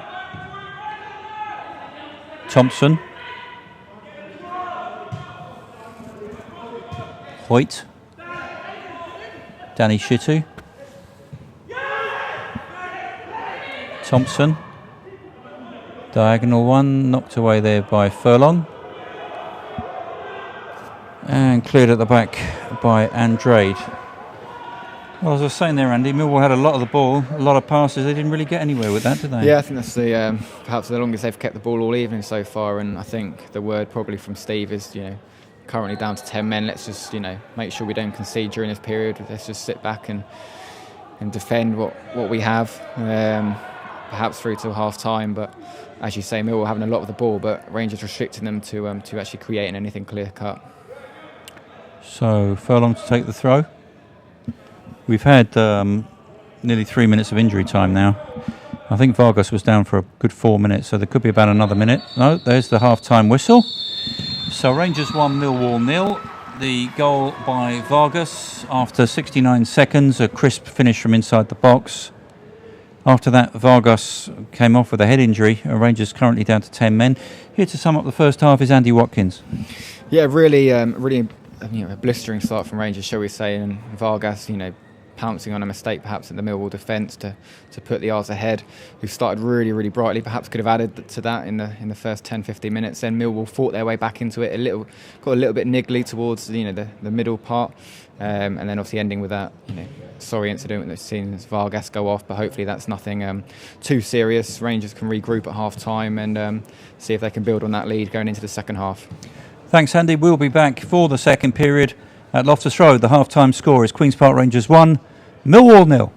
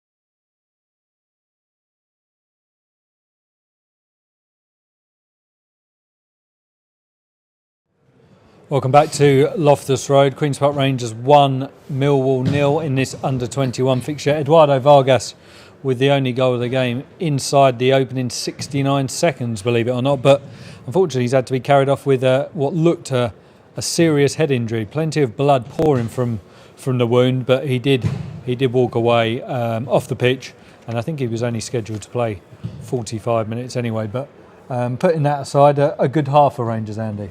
Brilliant half. I mean, it could have, the first 10, 15 minutes, it looked like it could have been an even better half. Millwall did come back into it. It got a little bit niggly, a little bit feisty, which kind of broke up the play. A lot of free kicks, which kind of stopped Rangers in their tracks. But overall, so far, so good. And another clean. They've played 4 games and they've kept 3 clean sheets and only conceded 1 goal. So again, no major dramas in defence. Cole Donaldson, Kopekwa, again, a lot of aerial.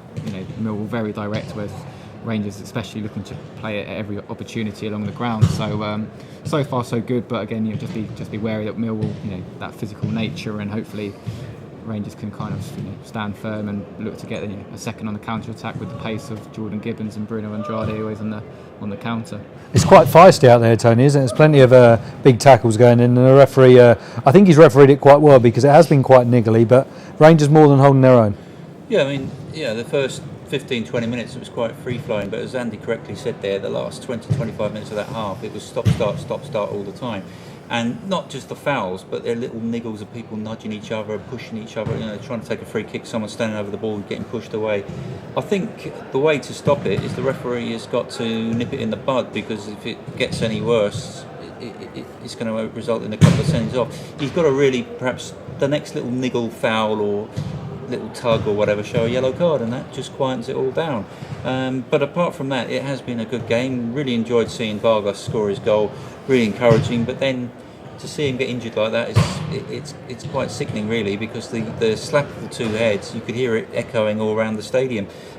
Fortunately he got up and walked off, so it's not too bad, but I would say whether or not he was scheduled to play in the second half, just leave him now and let's just get him fit for Saturday. Like I say, I think he was only due to play 45 minutes, having played 30 minutes at Old Trafford yesterday. Interesting to see Michael Doughty being deployed in the pocket, in the hole behind Vargas, and the two of them are linked up very well in that first half. Yeah, I mean, Tony and I were talking about it earlier in the first half. He's that number 10 role, as it is called these days. He certainly played that this season, and it's that link between the midfield and the attack, and he does that really, really well. Obviously, he provided the assist for Vargas's goal and could have provided the assist for a couple of others.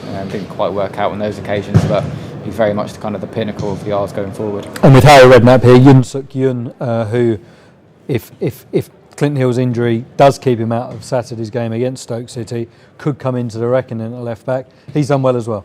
Yeah, doing really well around the left. As we've said before, he offers you the attacking dimension as well as the defensive side. I think we were both a little bit worried when he took a clattering down on the flank down here, but again, fortunate to walk away unscathed from that challenge. But doing very well, as you'd expect, and hopefully fighting for his place back in the first team as well so far. Switching attentions to Saturday, the visit of Stoke City and Mark Hughes' return to Loftus Road. We touched a bit on what that means to the atmosphere of the game earlier in the show, but they've picked up 4 points from their opening 4 fixtures. Of course, they won famously a couple of weeks ago at Manchester City. They'll provide a tough test this weekend, Tony. Yeah, and I think Stoke fans are full of optimism at the moment, because they're playing a bit of football now. Years and years and years under Tony Pulis, Stoke were a very dour team, very effective with their long balls, and hoisting those 30-40 yard throws from one side of the pitch right across under the crossbar, and it worked for them. But now they've changed their style, and Mark Hughes is starting to make his mark on management again. I mean, when he came to QPR, his record was that he'd never finished outside the top 8 or top 10. Obviously, when he came to Rangers, that changed, and he had a very, very poor time here. But he's starting to do well again at Stoke.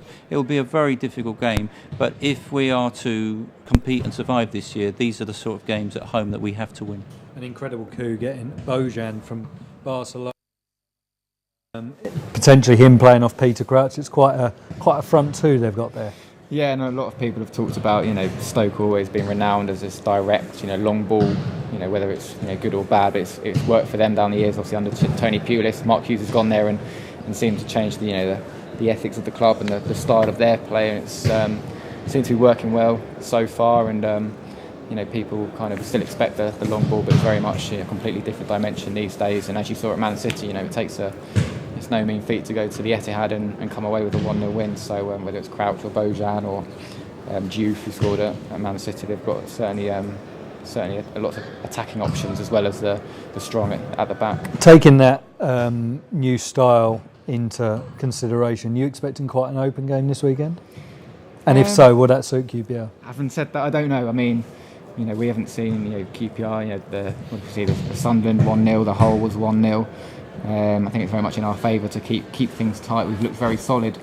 We've shipped. It's strange to say. We've gone to Tottenham and Man U and conceded 4 on both occasions. But here, we've looked really solid at the back. So for me, that would probably be the way forward. Keep things tight, and from set pieces, and if a chance falls Charlie's way, then you're kind of backing to take it. So for me, the tighter the game is, perhaps the better for us. We talked about it before, Tony, and Vargas, especially on this first 45 minutes, showing, barring, as we say, that unfortunate clash of heads which resulted in him leaving the field of play towards the end of the first half. He'll probably be in Harry Redknapp's reckoning, assuming the head injury isn't too bad. Yeah, because it gives Harry an option. If he wants to play at 2 up front, he can do that with Charlie Austin and Vargas. And another point, obviously, the comments that we heard yesterday from all the pundits was that there was not enough pressure on the ball. The closing down is a really important part of modern football, and we've got to tighten up on that. The midfield players have got to be right in the faces of their opponents. I mean, when Ian Holloway was the manager here, I think he had a 4-second rule. As soon as your opponent gets the ball, you've got to be right on top of him within 4 seconds. And I don't think we've done that well enough in the 2 away games so far. But the 2 home games, great positives. The whole game, we should have got at least a draw. The penalty would have given us a draw. I even thought that we were unlucky to lose. We should have won that game. And the Sunderland game was a good win, good goal by Charlie Austin. So let's win on Saturday, and then we'll have 6 points, and we'll be halfway up the table again, and it won't be too bad. The second half will get underway in the next couple of minutes. The sandwiches have just arrived, so we're going to bugger off for a couple of minutes, and we'll be joining you live for the second half on YouTube very, very soon.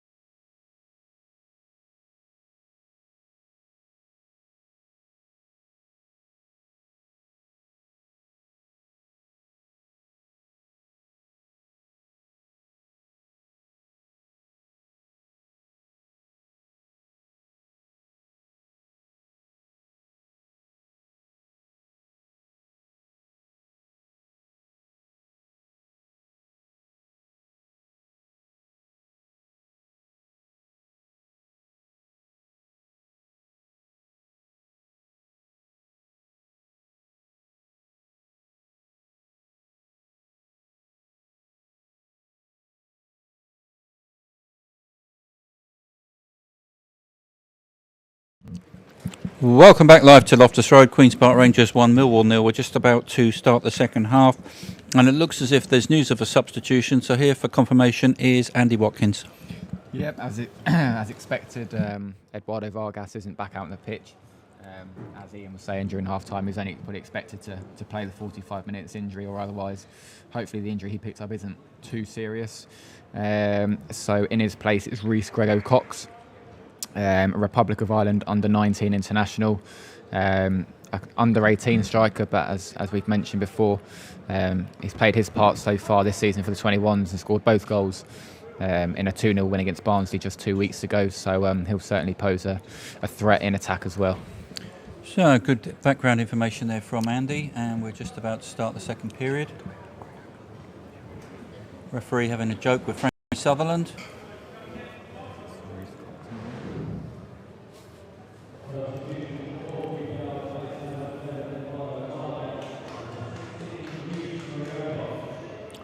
So the confirmation of that substitution over the tannoy, courtesy of the dulcet tones of Paul Morrissey on the PA.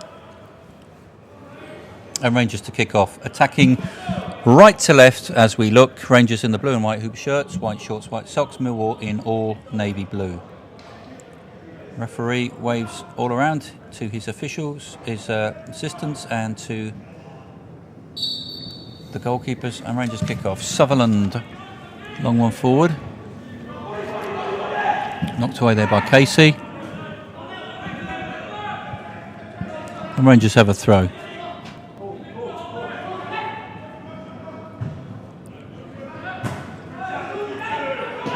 Oh, it's a bad challenge there. Bad challenge there by Ben Thompson on Comley. And as I was saying earlier, Andy, we were saying in the half-time chat, it's about time the referee showed a card here, because it's just going to get worse, I think. Yeah, I was hoping the second half might be a little bit free-flowing, but less than 30 seconds in and we've already got our first foul, so I'd be surprised if the referee doesn't take his cards out sooner rather than later. So free kick with Sutherland and Doughty over the ball. Doughty hoists it left-footed. Across comes the keeper, Gerard. And that was the position, Andy, from that sort of position where Manchester United got the opening goal yesterday. I was just going to say, very similar to Di Maria's free kick. Unfortunately, this one didn't nestle in the far corner, and the Millwall keeper could collect that one easily enough.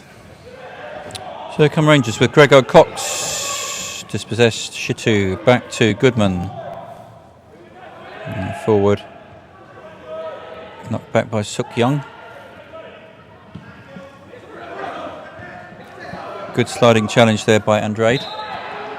And in the end, a foul, I think, by Doughty.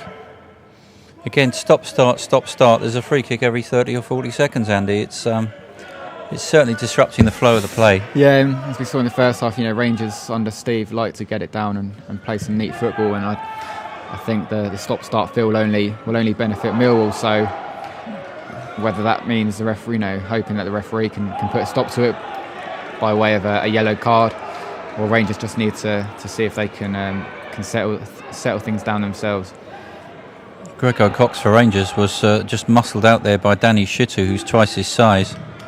And that will be an interesting tussle. I thought Vargas did well up against him, but Rhys will have another challenge on his hands here.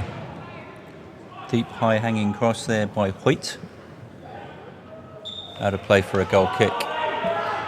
So after that glorious crimson sunset that we enjoyed the view of from the roof of the Ellerslie Road stand here, the night time is now drawing in on a black blanket around the stadium, with the floodlights illuminating the gloom here. And Rangers building. Grego Cox wins a header against Shitu. Fantastic. Back to goalkeeper Gerard. Donaldson. Frankie Sutherland, good little toe poke there. And now Andrade crosses in, and there was a foul there, surely. A penalty.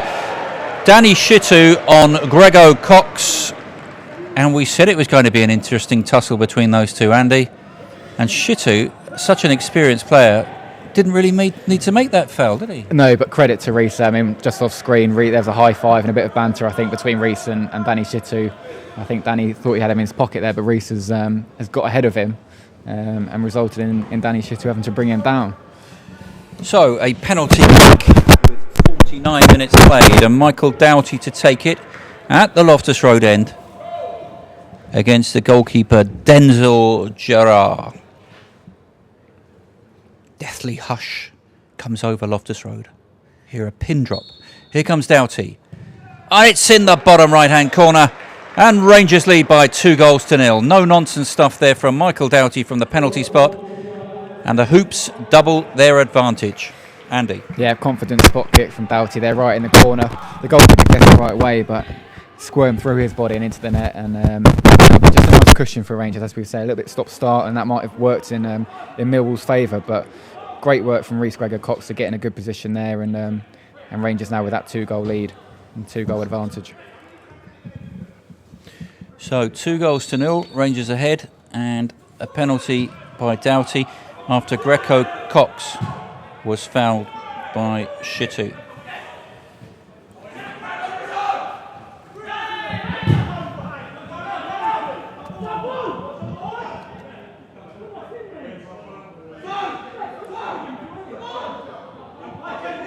Throw in. We can't see it because it's right underneath us.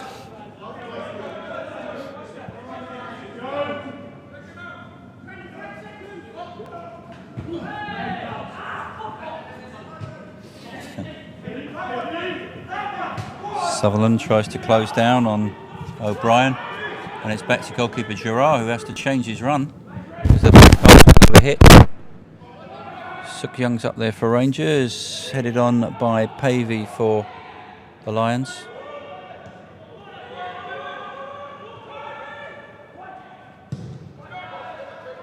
First time clearance forward by Lennox in the Rangers goal. Sutherland tries to close down O'Brien again.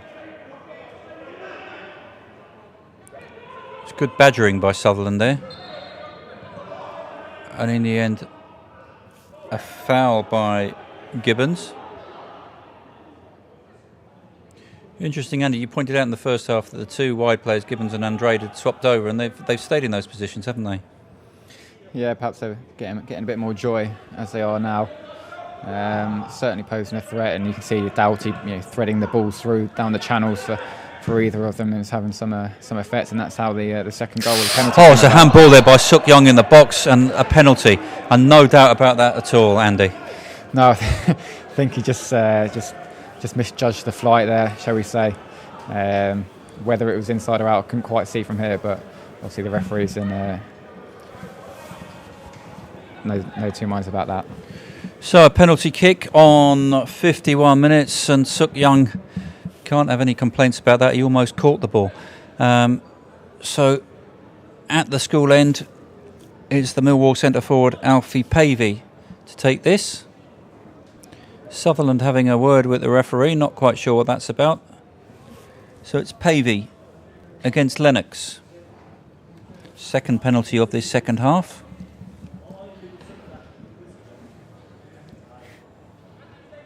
Referee blows his whistle. Here comes Pavey. And it's no nonsense stuff from him. Into the bottom right hand corner. And Millwall back in the game. Andy. Very cool penalty again, right into the side net in there. Lennox again diving the right way as the Millwall goalkeeper did just minutes earlier, but couldn't get anywhere near that. And suddenly Millwall handed a lifeline and right back in the game. Yeah, it was a needless handball, really. Suk Young wasn't even challenging anybody. He was in his own spare space over on the edge of the box, and I don't know, I think a rush of blood to the head, I'm not sure really. But here come Rangers again. And a chance for Greco-Cox, charged down by Shitu. Comley for Rangers follows up. Greco-Cox again. Back to Comley. Doughty, lovely back heel, but didn't quite come off. Rangers come again with Andrade. Cross charge down, and out comes the goalkeeper Gerrard. So Rangers 2, Millwall 1. 2 penalties already in this second half. Yeah. If you've just logged on, just a recap on the goals. Rangers ahead 69 seconds Varga. 2-0 to Rangers on 49 minutes. Doughty with a penalty after Greco Cox was tripped by Danny Shitu. And then the Millwall goal on 52 minutes. Pavey with the penalty kick. And that followed a handball by Suk Young. Needless handball, really, in the penalty area. Sutherland forward to Andrade. He was nudged in the back there by Casey. And again, Argy Bargy. Handbags. About 8 players involved now. The referee needs to show a yellow card to nip this in the bud. Yeah, I think Bruno there just unhappy with the Millwall's left back there. Dylan Casey just taking a swipe at him when the whistle had clearly gone. A little bit needless from the Millwall left back.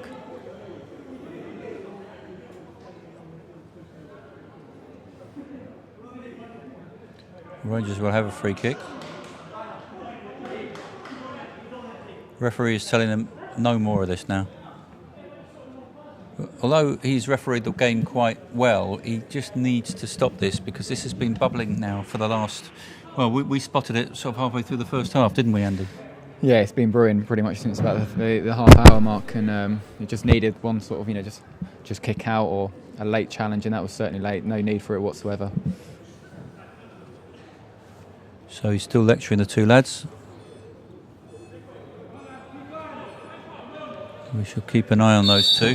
Andrade of Rangers and Pavey of Millwall, but they shook hands. It was Thompson of Millwall, rather, and they shook hands, and hopefully now it's Millwall substitution. Callum Webb coming off, being replaced by Jamie Philpott, the number 16.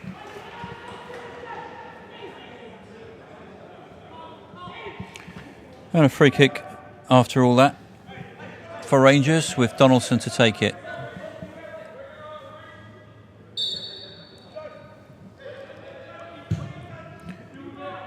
Shitu will let that go through. So how do you feel it's poised now, Andy, with 10 minutes of the second half gone? Millwall scoring that goal brings them right back into it, doesn't it? Yeah, it's a shame from a Rangers perspective. Just that 2-goal cushion was a perfect start to the second half, and you think with that cushion they could then go on and see out the game. But having conceded pretty much straight after going 2 goals ahead, then Millwall right back in it, and the penalty, if anything, will give confidence to Millwall. And they'll fancy their chances of drawing level now. Ball out of play by the Rangers keeper Lennox, and a throw in to be taken by Hoyt. I think Hoyt's quite an experienced player. I can remember him playing for Southend before he played for Millwall. Now Sutherland. Oh, that's a bad challenge from behind. And about time that the referee will show a card here to stop this. Can't have any complaints about that, Andy, can he? No, I think there's a few that have gone unpunished so far, and it's fair to say it's been coming. And I think it's a substitute, in fact, who's been booked, and he's only been on the pitch a couple of minutes. Philpott. So diagonal free kick forward. Rangers trying to build with Andrade, who gets away despite being held by his man. Into the box, good run, good shot, just wide.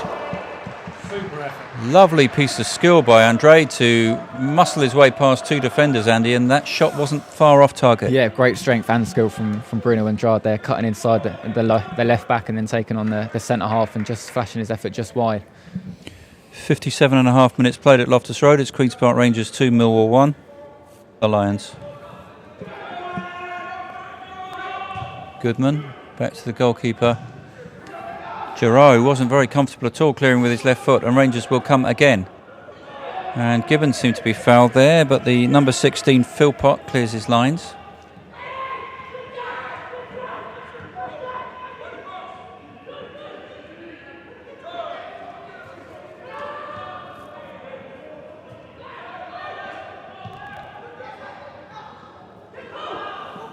Donaldson for Rangers. Long one for Andrade to chase, but out comes the goalkeeper, Gerard. to smother the danger. Donaldson wins a couple of challenges there.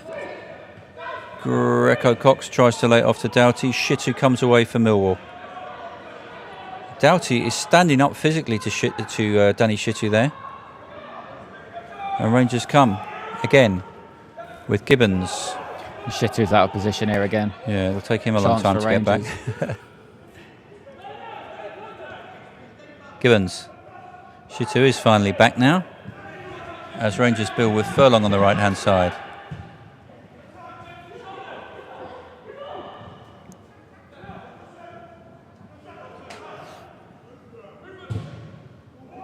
Chance for Doughty. Shitu wins that header. Hoyt clears, only as far as Sutherland. Oh, that's another terrible challenge, and Sutherland's not happy about that at all. And that was Pavey from behind, and again the referee has got to show a yellow card here. I think the important thing is this Rangers just keep their discipline. The challenges keep coming from Millwall, and the important thing, it doesn't get to the Rangers players. Obviously frustrated by the challenges and perhaps the lack of yellow cards from the referee. Well, the problem is for Sutherland, he's just come back from a cruciate ligament. He doesn't need to be challenged like that, and no wonder he wasn't happy with it. Anyway, Doughty to take this free kick. Now Andrade takes it down well on his instep. Not a good cross, straight the way through to goalkeeper Gerard.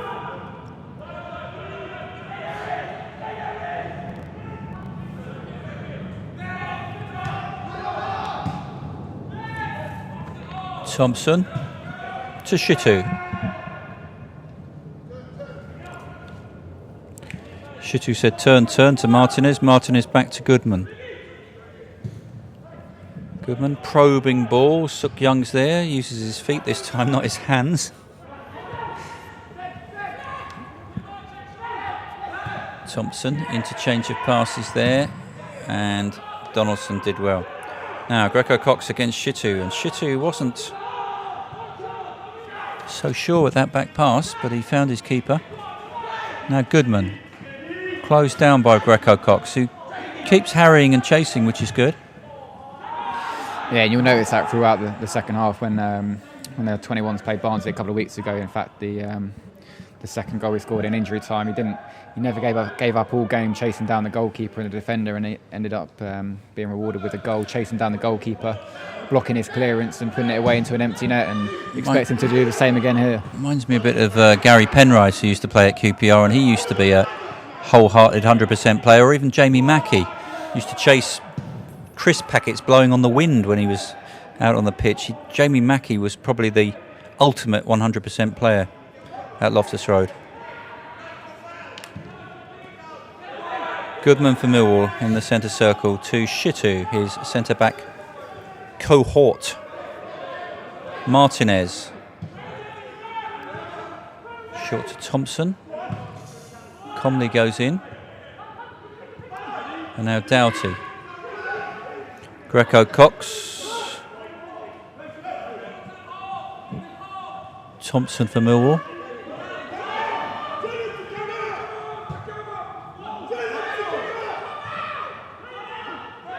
Shitu shouting, tell him to come out, tell him to come out. I didn't quite understand what he meant by that, or who he was directing it at.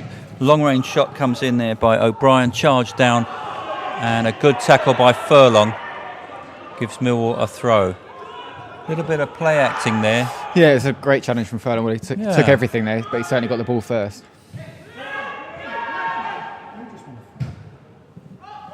Here comes Shitu for Millwall.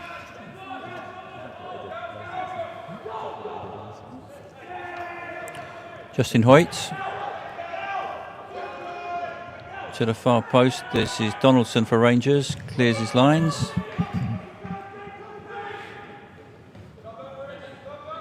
Now Shitu. Whoa, and Shitu, his feet were very high on both of those challenges. And a sliding challenge comes in there by, I think it was Greco-Cox, and Rangers come now with Doughty. Suk Young rolls that off to Sutherland. Comley out to the right hand side. Furlong. Comley. Furlong.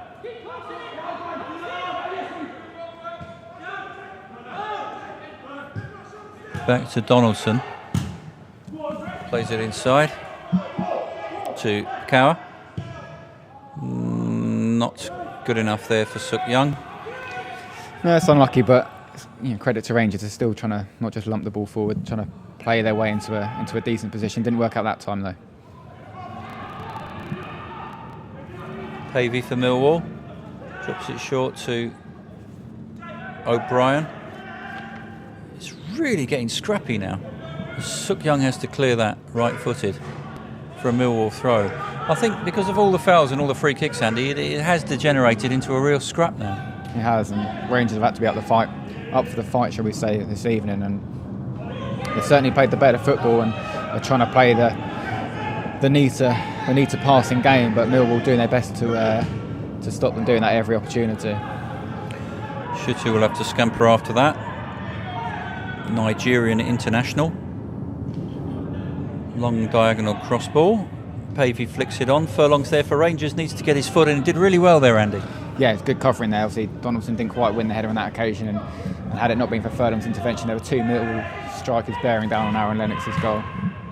65 minutes on the clock. It's Millwall in action at Loftus Road, and Rangers leading by 2-1. Millwall in possession with Hoyt. Big shout of keeper, and Lennox claims that above his head. This is Suk Young, the South Korean International World Cup player for Rangers. Drops it short, looking for Gibbons. Cower, long clearance, looking for Greco Cox. Shitu comes across, finds Goodman.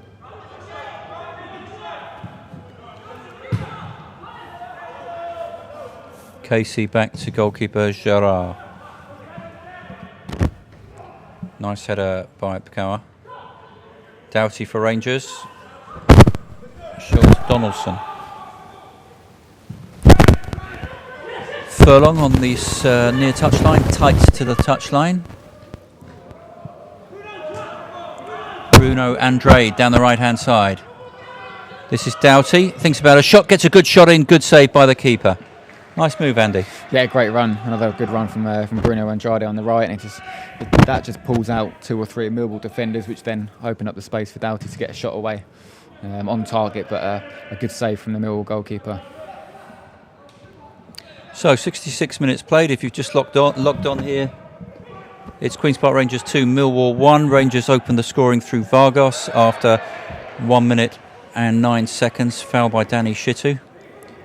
There, as we spoke, the second goal for Rangers, 49 minutes played. Michael Doughty with a crisply taken penalty after Greco Cox was fouled by Danny Shitu in the box.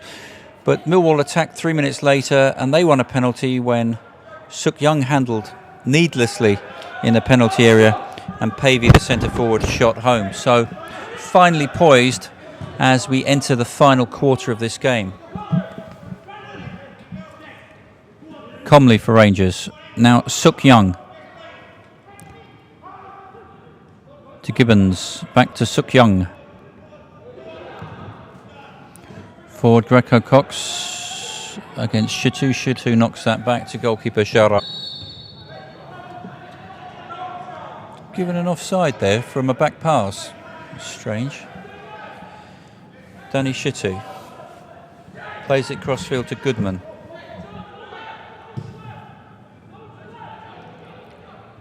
Suk Young will win that for Rangers. Across comes Pakawa. Puts it out of play over on that far side. Justin Hoyt to take the throw in.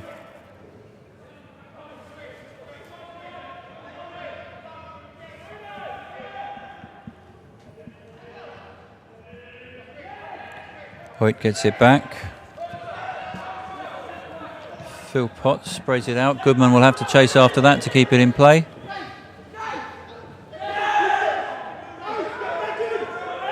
The Rangers win a throw. Rangers preparing to make a substitution. Andy, what can you tell us? I think it looks like Aaron Mitchell's stripped and ready to come on. He'll be slotting into midfield, so perhaps one of Jordan Gibbons or Bruno Andrade. might make way remains to be seen. But Mitchell very much a box-to-box midfielder, and we've seen many times him let fly from distance, but very much a kind of a good source of energy, and that's what's needed at the minute in midfield. Sutherland dispossessed as Millwall come forward. Couple of sliding challenges from Rangers, failed to dispossess El Berkey. Now Phil Potts, low crossing, good clearance there. Good clearance by Pakawa. And here's the substitution, Andy.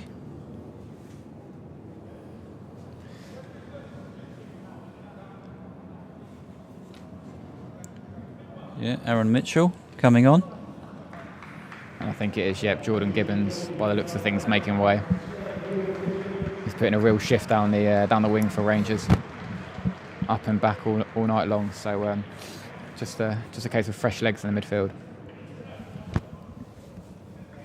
So, 21 minutes to go. It's Rangers 2, Millwall 1.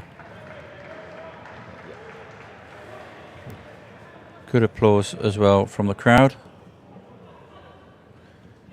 Die-hard Rangers fans here tonight. Couple of hundred of them over on the far side in the Ellerslie Road stand. Respect to them for turning up to cheer on the stars of the future, and a couple of first-team players as well. There's a foul there, surely.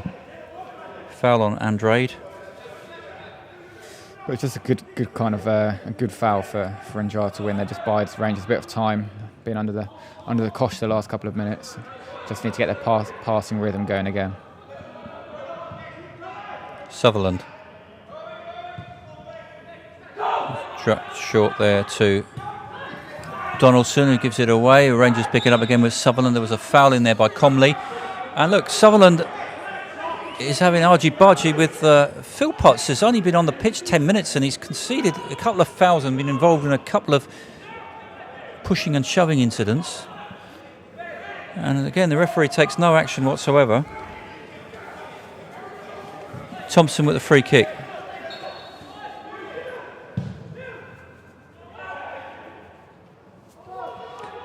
Ball comes off Pakawa, kept in there by Doughty. That's another terrible foul there. And a free kick.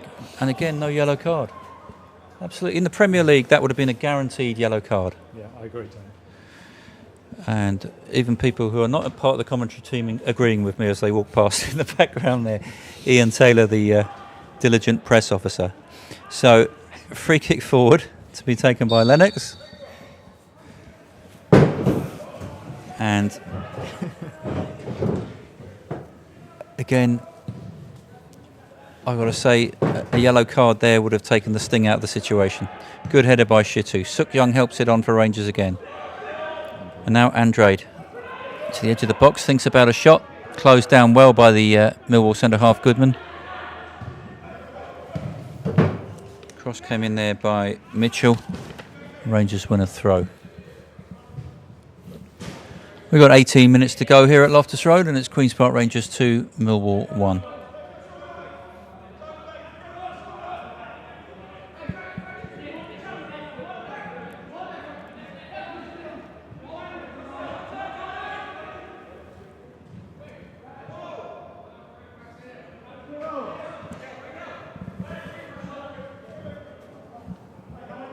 Throw in.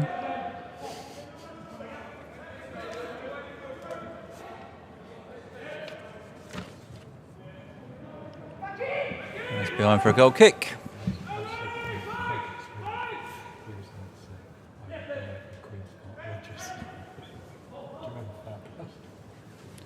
"18 minutes to go. The goalkeeper Gerard to take this goal kick out.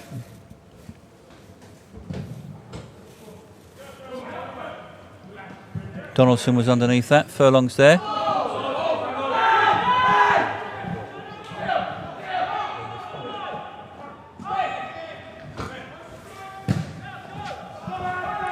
Shitu for Rangers into the for Millwall. I'm 10 years behind the times saying Shitu for Rangers. Shitu for Millwall. Drops that off to Thompson. Thompson's starting to see an increasing amount of the ball, and he wins a free kick off Donaldson there. He's seeing a lot of the ball, isn't he, Andy? Yeah, Donaldson just a tad late with the challenge there, and Rangers just need to be careful a little bit. And I was just thinking, Millwall coming more and more into the game, but that said, I can't remember Aaron Lennox to deal with, but the more free kicks that Millwall win in these sort of positions, then the more they'll get a chance of testing him out here. So free kick to be taken by El Bekri.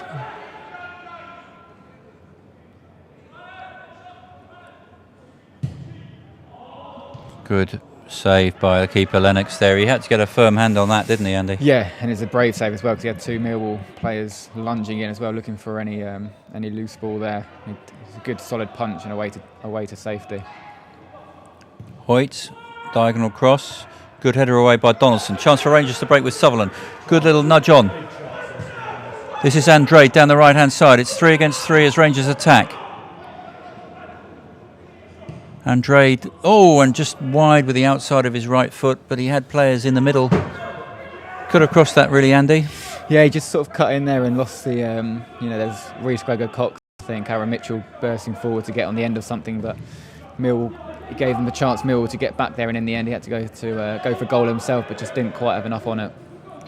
Donaldson's header forward puts Millwall under pressure again. Donaldson in there again. Finds Doughty. Straight to Shitu. Hoyt comes away for Millwall. And the Lions had a little break on there with El Bekri, but he just couldn't quite get forward.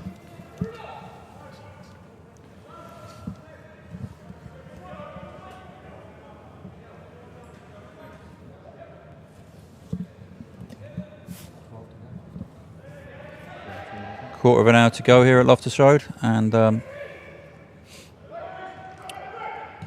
Rangers leading by 2-1. The keeper Gerard clears. Stewart does his best to keep that out of the vomitory.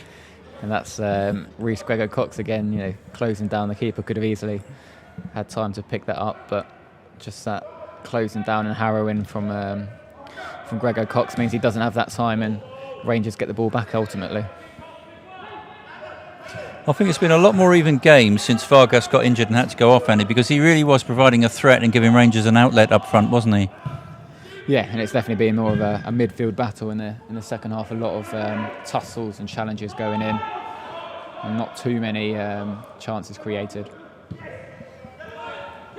Not long to go now as Rangers build with Furlong.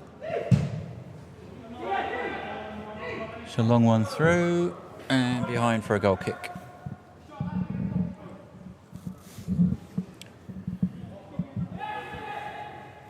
So there's another home game next week, isn't there, Andy? Is that at the training ground? Yep, Nottingham Forest, I believe, Monday afternoon. That'll be at Harlington's training ground. As we've said, Rangers have had three of their first 4 games have been on the road, so nice to get back-to-back games at home. And again, another tough test against Forest, who, especially at academy level, are a really strong proposition. Isn't there some sort of rule for the under-21s that they have to play, I think it's a minimum of 3 games at the main ground? Yep, so this is the first of the 3 this season. I think the other 2 have been decided, sort of spread over the course of the season. Always a pleasure to help out with the commentary when these games are played here. It's good fun. Sutherland ducks underneath that. Philpott back to Shitu. I like the way Gregor-Cox is trying to close down on Danny Shitu, because it can't be easy. Now Hoyt's away on the right-hand side, faced by Suk Young, who does very well to get that away and find a Rangers shirt, which was Doughty. And cleared by Comley. Well, here's Doughty. Forward. It's a long one forward there by Suk Young, and all the way through to Gerard in the Millwall goal.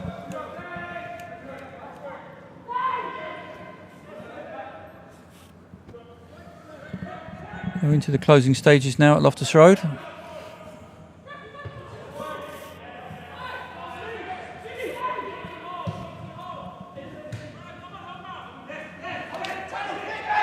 O'Brien for Millwall. Back to Goodman. So how do you see these closing stages, Andy? It's very much cat and mouse now, both sides feeling each other out, but do you see Millwall getting back into this, or have Rangers got enough to win it? I think Rangers have had to do a lot of defending the more the second half's gone on, so hopefully they've got the fitness to see them through, and it's just about holding firm and keeping their discipline. And if they can release Reece Gregor-Cox on the counter-attack with Bruno Andrade's pace, and who knows, they might be able to nick a third and just make the closing stages a little bit more comfortable. In saying that, obviously Millwall have had their fair share of the play, but Lennox in the Rangers goal, he hasn't had to make that many saves, has he? No, exactly. I think that punch from that free kick just now was the only thing I can remember, bar the penalty. Millwall's goalkeeper Gerard's certainly been the busier, but at 2-1, Millwall have always got a chance of. It only takes one chance, and they'll be able to nick a draw from here, which on the balance of play, I'm not too sure they deserve. Hoilett starts the move down the right-hand side. Thompson on to El Bekri. Martinez to O'Brien. Now Hoilett again. Not a good cross there, cleared easily by Donaldson, who urges his teammates to get out, but they can't get out because the rule is time and space on the ball means drop back. And that meant that Casey was able to play the ball forward. This is Hoilett. Now Philpott. Good header away by Furlong. Long range effort comes in there from Thompson. Worth a try, Andy, but always going wide. Worth a try, but I think Aaron Lennox and the defence will be fairly pleased to see shots coming from that distance. Referee having a word with Lennox, telling him to speed the game up, speed the goal kick up. I think Millwall substitution.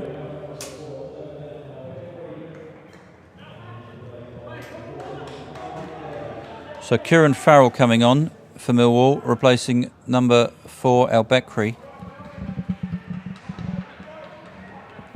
Maybe Millwall just trying to get some extra attacking impetus in the closing stages. Lennox to take this goal kick out.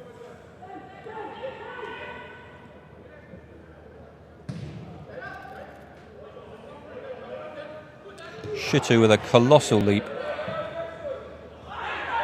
And that was a foul there on Furlong by O'Brien.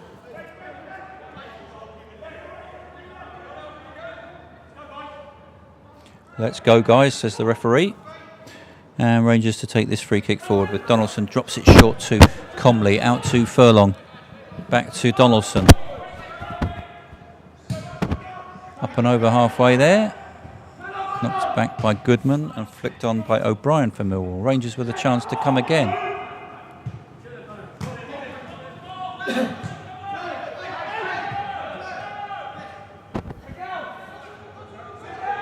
Martinez. Good work there by Gregor-Cox for Rangers. He's on the ball now. Sutherland.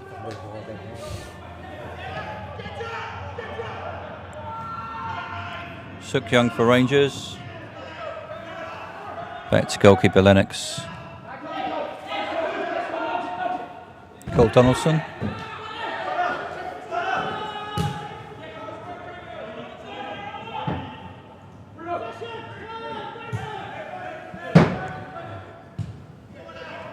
And now Pakawa for Rangers.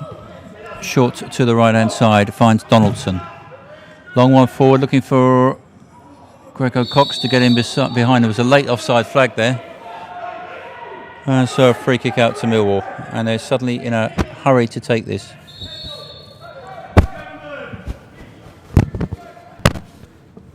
There's an injury there to Bruno Andrade. So this time it's just a physio that comes on.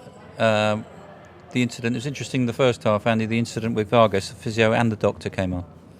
Yeah, obviously I think a little with head injuries always slightly more concern and needing just that extra pair of hands. But I think in Bruno this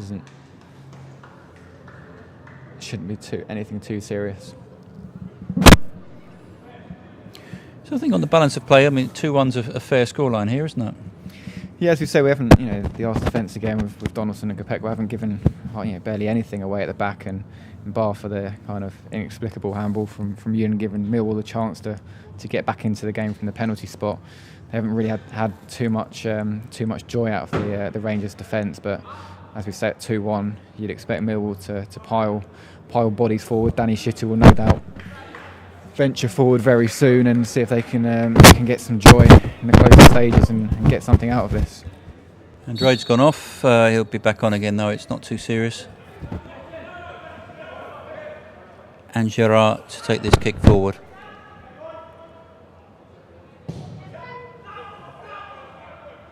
Heads go up. Doughty's out jump. Sutherland's there for Rangers.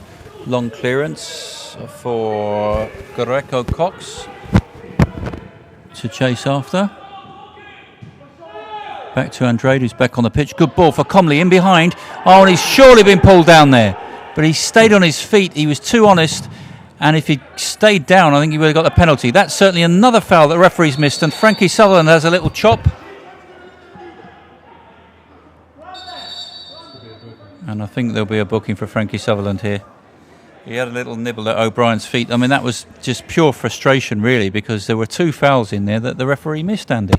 Yeah, it could easily have been a third penalty of the evening there with Brandon Comley. But as you say, I think the fact that he tried to get back up to his feet worked in perhaps against him there, showing his honesty, and credit to him trying to lay it off for Bruno Andrade, whose shot was ultimately blocked, and then Frankie just losing the ball and in the end picking up a booking just for having a little swipe at the Millwall player, which he's probably been on the other end of throughout the evening.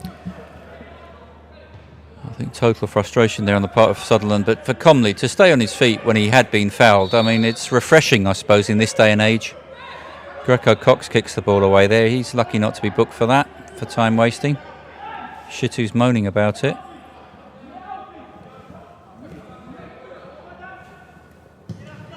Shittu with his size 12 boot hacks that forward. And Rangers clear with Suk Young.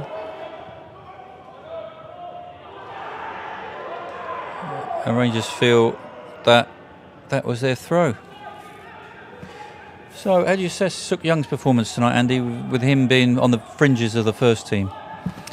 I mean, bar the obviously at fault for the penalty, not quite sure what was going through his mind quite there, but that aside, I think he's had a fairly satisfactory evening, hasn't really put a foot wrong at left back, and can be fairly pleased with his night's work at least.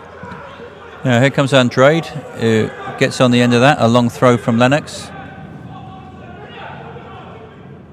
He's got the overlap from Comley now. Support from Comley.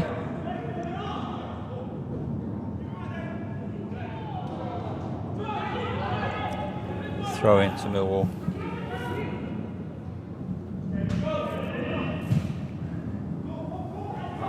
In a minute or so, Andy, I'm going to ask you for your QPR man of the match, so you can have a little think about that. A few good candidates out there tonight, quite a difficult choice.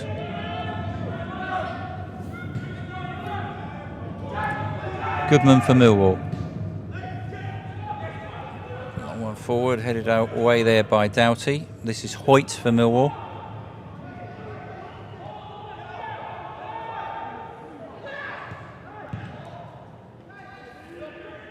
Philpott. Cross comes in. Little flicked header there by Pavey. Couldn't direct it on goal. Ball drifting out of play. So, Andy, into the dying embers now. Who has taken your eye? Who's the man of the match for QPR tonight? It's a difficult one to choose. Perhaps nobody's stood out as such, but it's certainly been a second half, back to the wall kind of job and a tough tackling encounter. And for that, I think Michael Doughty, for me, he had the hand in the opening goal, playing that number 10, the link through to Vargas in the first half and Greco Cox in the second half. He showed his class on the ball when he's had the chance, but he's also not been afraid to get back and do the dirty side of the midfielder's role as well. So for me, I'd say Doughty for his all-round performance. So there was a shot there while we were speaking from Hoyt that took a deflection wide corner with Farrell to take it. Oh, it's flicked across the face of goal there by O'Brien. And Rangers did well to clear their lines, Andy. Yeah, scare there for Rangers at the back. Not quite sure what happened there, but at least Donaldson was aware of the danger and just able to get the ball away at the last minute. I think Donaldson's had a really good game tonight. I think Sutherland, in the face of a lot of niggly fouls against him, has done well. I think Frankie was up there, it's either him or Cole Donaldson, who's lost count of how many balls he's won in the air. Yeah. Furlong has been good at right back. Suk Young, apart from the silly penalty, has been good at left back. There have been some good performances out there.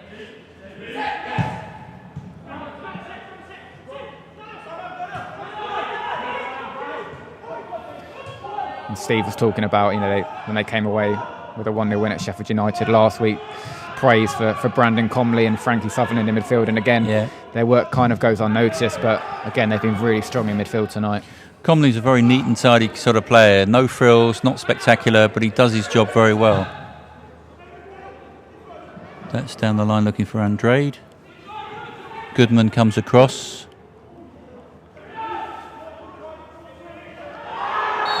A free kick.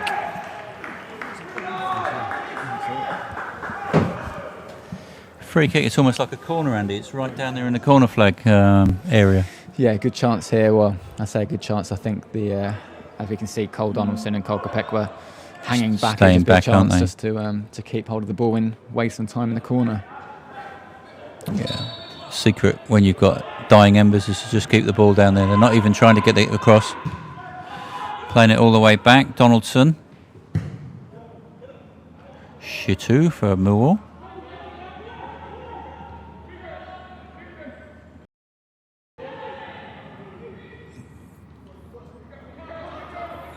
Millwall come away. Martinez to Goodman. Good recovery work there by Mitchell for Rangers. He's overrun it a little bit. Comley goes in. Past one challenge, past a second. He's done really well here. Stays on his feet and just wide. What a great run that was, Andy. Past two defenders. Well, he won the challenge first of all. Did really well there, Brandon. As you say, he does that, no frills, but he went straight in for the ball there, through past a couple of challenges, and then just couldn't quite direct his shot on target, which would have capped a superb performance in midfield for him. Here's Doughty for the hoops, puts it out of play. Millwall throw. But credit to Rangers, they were, in terms of showing fatigue or tiredness, no signs of that. And in fact, they've been the stronger of the two teams in the last 5 minutes and forcing Millwall back into their own half. Long one forward, and Pavey's in behind. Great challenge by Furlong.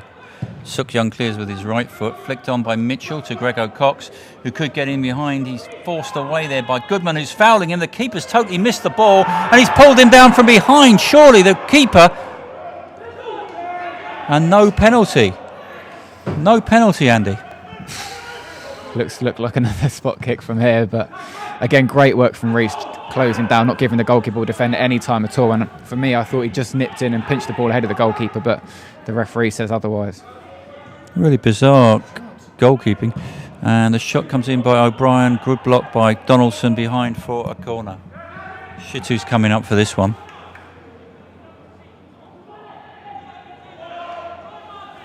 I think this is just where Rangers just need to be aware. Obviously, as you say, Shitu coming forwards, just need to keep their concentration and see this out. Kieran Farrell, one of the substitutes to take this corner for Millwall. The target man will be Shitu, who's over at the far post. Headed out well there. And Rangers break, it's 2-on-2. And this is Mitchell. Two other Rangers players have broken forward, Andrade and Doughty. 4 against 3 at the moment, but won't get the cross in. Hoyt comes away.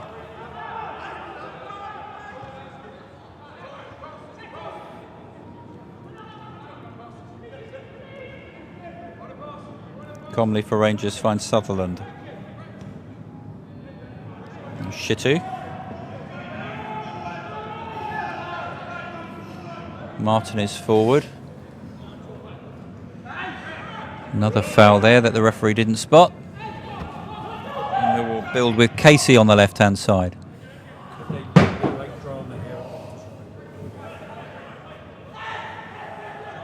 Another corner. Shitu again ambling forward. Yeah, and the Rangers defended the one corner well just now with Bruno Andrade getting his head on it, and they'll need to hold firm once again here. Farrell with the corner kick. Looping header drifts wide at the far post there from Goodman. And that is probably Millwall's last chance.